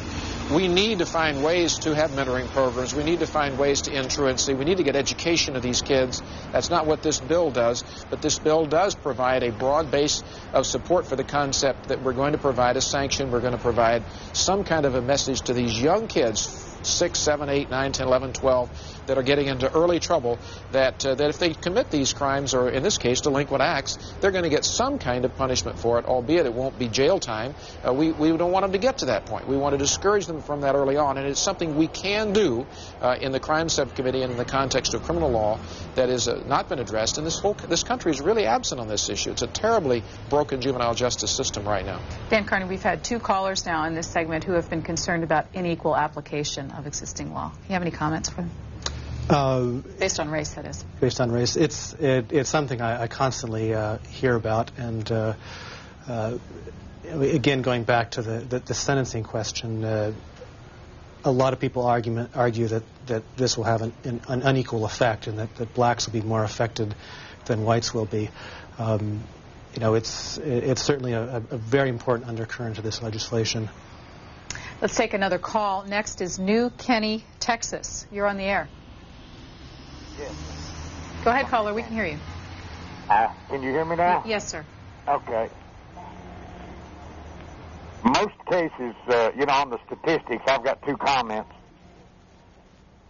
Most cases have no case number when they're called in because the politicians and the police officers have learned that it's a lot easier on them if they don't give them case numbers. So you don't get 80% of the crime that happens never hits a statistic. The other comment was that our schools are training our criminals. Most popular kid in school now is one who rips his shirt sleeve off, cuts half his hair off one side, takes dope and robs other kids, and he becomes the most popular kid. If we had uniforms, this couldn't happen. Okay, thank you. Mr. McCollum. Well, it is true that only a tiny fraction of all crimes in this country are ever reported, and those that are reported, only a small fraction ever go to trial or ever get sentences in those cases. So we have a lot more crime than the statistics show, so the caller's right about that. As far as the schools are concerned, yes, there are a lot of problems in the schools. One of the great problems, though, is delinquency and the dropout rate. The truancy is enormous among young people in those schools, and we really do have to address that, something that Republicans, Democrats, the President all agree on. You've got to keep kids in school, and if they are creating problems, then we have to set up a special system to deal with them, because getting them educated, getting them out of the ghetto, getting them broken away from the kind of gang life they've been leading is very important to all of this. We can't provide all of the relief, though, from federal dollars just pouring into that. That's going to take a lot of activity at the local level and a lot of community leadership. Mr. McCollum, a little earlier we were looking at Fox Butterfield's New York Times story about the study the Judiciary Committee commissioned to look at the effects of federal dollars spent thus far. And from what we learned in the story, it doesn't look like there's much indication that the dollars have had much effect on crime. Well, first of all, I told Fox yesterday, and I don't know if he put it in the piece because I haven't read it today, that the studies that we've seen were done really without the availability of statistics to show the aftermath of what we've done on truth in sentencing. That is, we've attempted recently to get the states to go to the system that I mentioned earlier of requiring those violent criminals who commit violent crimes to serve at least 85% of their sentences. They were only serving about a third of those sentences till recently. And now the national average is up in the close to 45 to 50%. I believe as the length of time is increased for violent criminals, you're going to see less violent violent crime because you're going to see the fact that these were the repeat violent offenders. They were the same people going about and committing these crimes again and again and again. So that particular investment, at least, I think is going to have a very significant impact down the road. But the statistics are like 1995 that you're working with now, and the laws weren't passed but about that time, a little bit before. So we've got to have time to let that work through the pipeline. The same is really true with the president claiming credit for some of the lower crime statistics recently because of his Cops on the Streets program. Frankly, the statistics don't show the period when the Cops on the Streets program is even working. And there are other reasons why the crime rate appears to be down, including demographics, where the number of kids that commit these crimes, the largest number of people who commit them are down. And they're going to go back up, as I think a previous guest said. You are quoted in the story, by the way. Mr. Butterfield used your comments to him yesterday. Shreveport, Louisiana, you're next. Yes, I'd like to comment on the juvenile crime situation. Listening to Mr. McCollum talk about the license plates and things, or not license plates, but hubcaps that were stolen from cars. Kids don't do those kind of things anymore today. The simple crimes that he was talking about just do not exist anymore. And I think the laws that need to be changed should be directed to the parents rather than the juveniles themselves. We need to hold more accountability to the parents. Thank you. Well, let me say that the crimes like I'm describing do exist. I beg to differ with a caller, particularly a crime I didn't mention, but something that's very important misdemeanor is writing graffiti on buildings. It's something that's very, very common. I've been out on patrol, gang patrols with police all over this country. Warehouses are frequently tattooed with these various symbols and signs, not just by the Bloods and the Crips, but by a lot of kids. And they should be held accountable. Instead, the police turn them back to their parents. They don't ever take them in to the juvenile authorities to get some kind of a sanction that would be meaningful. And there are a lot of types of offenses like that that kids do that are short of using a gun. In fact, they're prerequisites almost. You get involved in something like that, and then one thing leads to another, and then they do get involved with the things that the fellow's talking about with a gun. That's down the road, though, and that's why we need to start with sanctions from the very, very beginning. And I would beg to suggest that if he talked to juvenile judges, and particularly to police, he'd find that this is what I'm saying is very, very true. Mr. McCollum, we're out of time for you, but let me ask, since you're working behind the scenes and hope that an agreement is near with the administration, when will the juvenile crime legislation make its way to the floor? Well, we're expecting it out on May the 1st. I don't know if it'll make that precise date, but that is the current target date. The full Judiciary Committee is scheduled to mark the bill up next week. We may do a markup in subcommittee tomorrow. We may let it be deferred to the full Judiciary, but it's coming up very quickly. Thanks for talking to us this morning. You're welcome. Congressman Bill McCollum is the chairman of the Crime Subcommittee of the House Judiciary Committee. Dan Carney, you have a few minutes left with you. First, again, on process. What's happening on the Senate side? The Senate side is moving a lot slower. Chairman Hatch, chairman of the Senate Judiciary Committee, has a couple of bills. One is not all that different from Mr. McCollum's bill, and then he has another bill, which is a sweeping crime bill with other things that aren't even, arguably aren't even crime-related. There's a medical marijuana provision in there. It's really sort of unclear at this point what bill is going to move, whether either of those two are going to move, whether they're just going to wait until, see what comes out of the House, whether they're going to negotiate some deal with the administration. So they're basically on hold right now. It's the House that is trying to get this ball rolling. And as Mr. McCollum said, they want to have it on the floor in May. They want to have it in committee in the next few weeks. So that's sort of where the action is right now. If I could make a comment, earlier you brought up the question about the federal government's role, and both the administration and the McCollum bill have an element of a Washington knows best policy to them. The McCollum bill says you can spend this money how you want, but to get it, you've got to do these things, like take your most violent criminals and try them in adult courts, which isn't done in all states. It's done in approximately half of them. And also developing this graduated system. These are prerequisites for receiving the money, but once they receive the money, they can do with it what they will. The administration approach is not the prerequisites, but some of the money is targeted for specific prevention programs. You can't spend it entirely as you wish. How do states generally react to the Washington knows best approach? In general, they don't like it. I mean, they say they know best, and that Salt Lake City is not New York City, is not New Mexico. But most want the money. They want the money, yes. They need the money. Hudson, New Hampshire, our last call, and not much time. Go ahead, please. Yes. From what I've heard this morning, it seems that many among us have a false impression that the ills that beset our society are somehow the fault of white racism.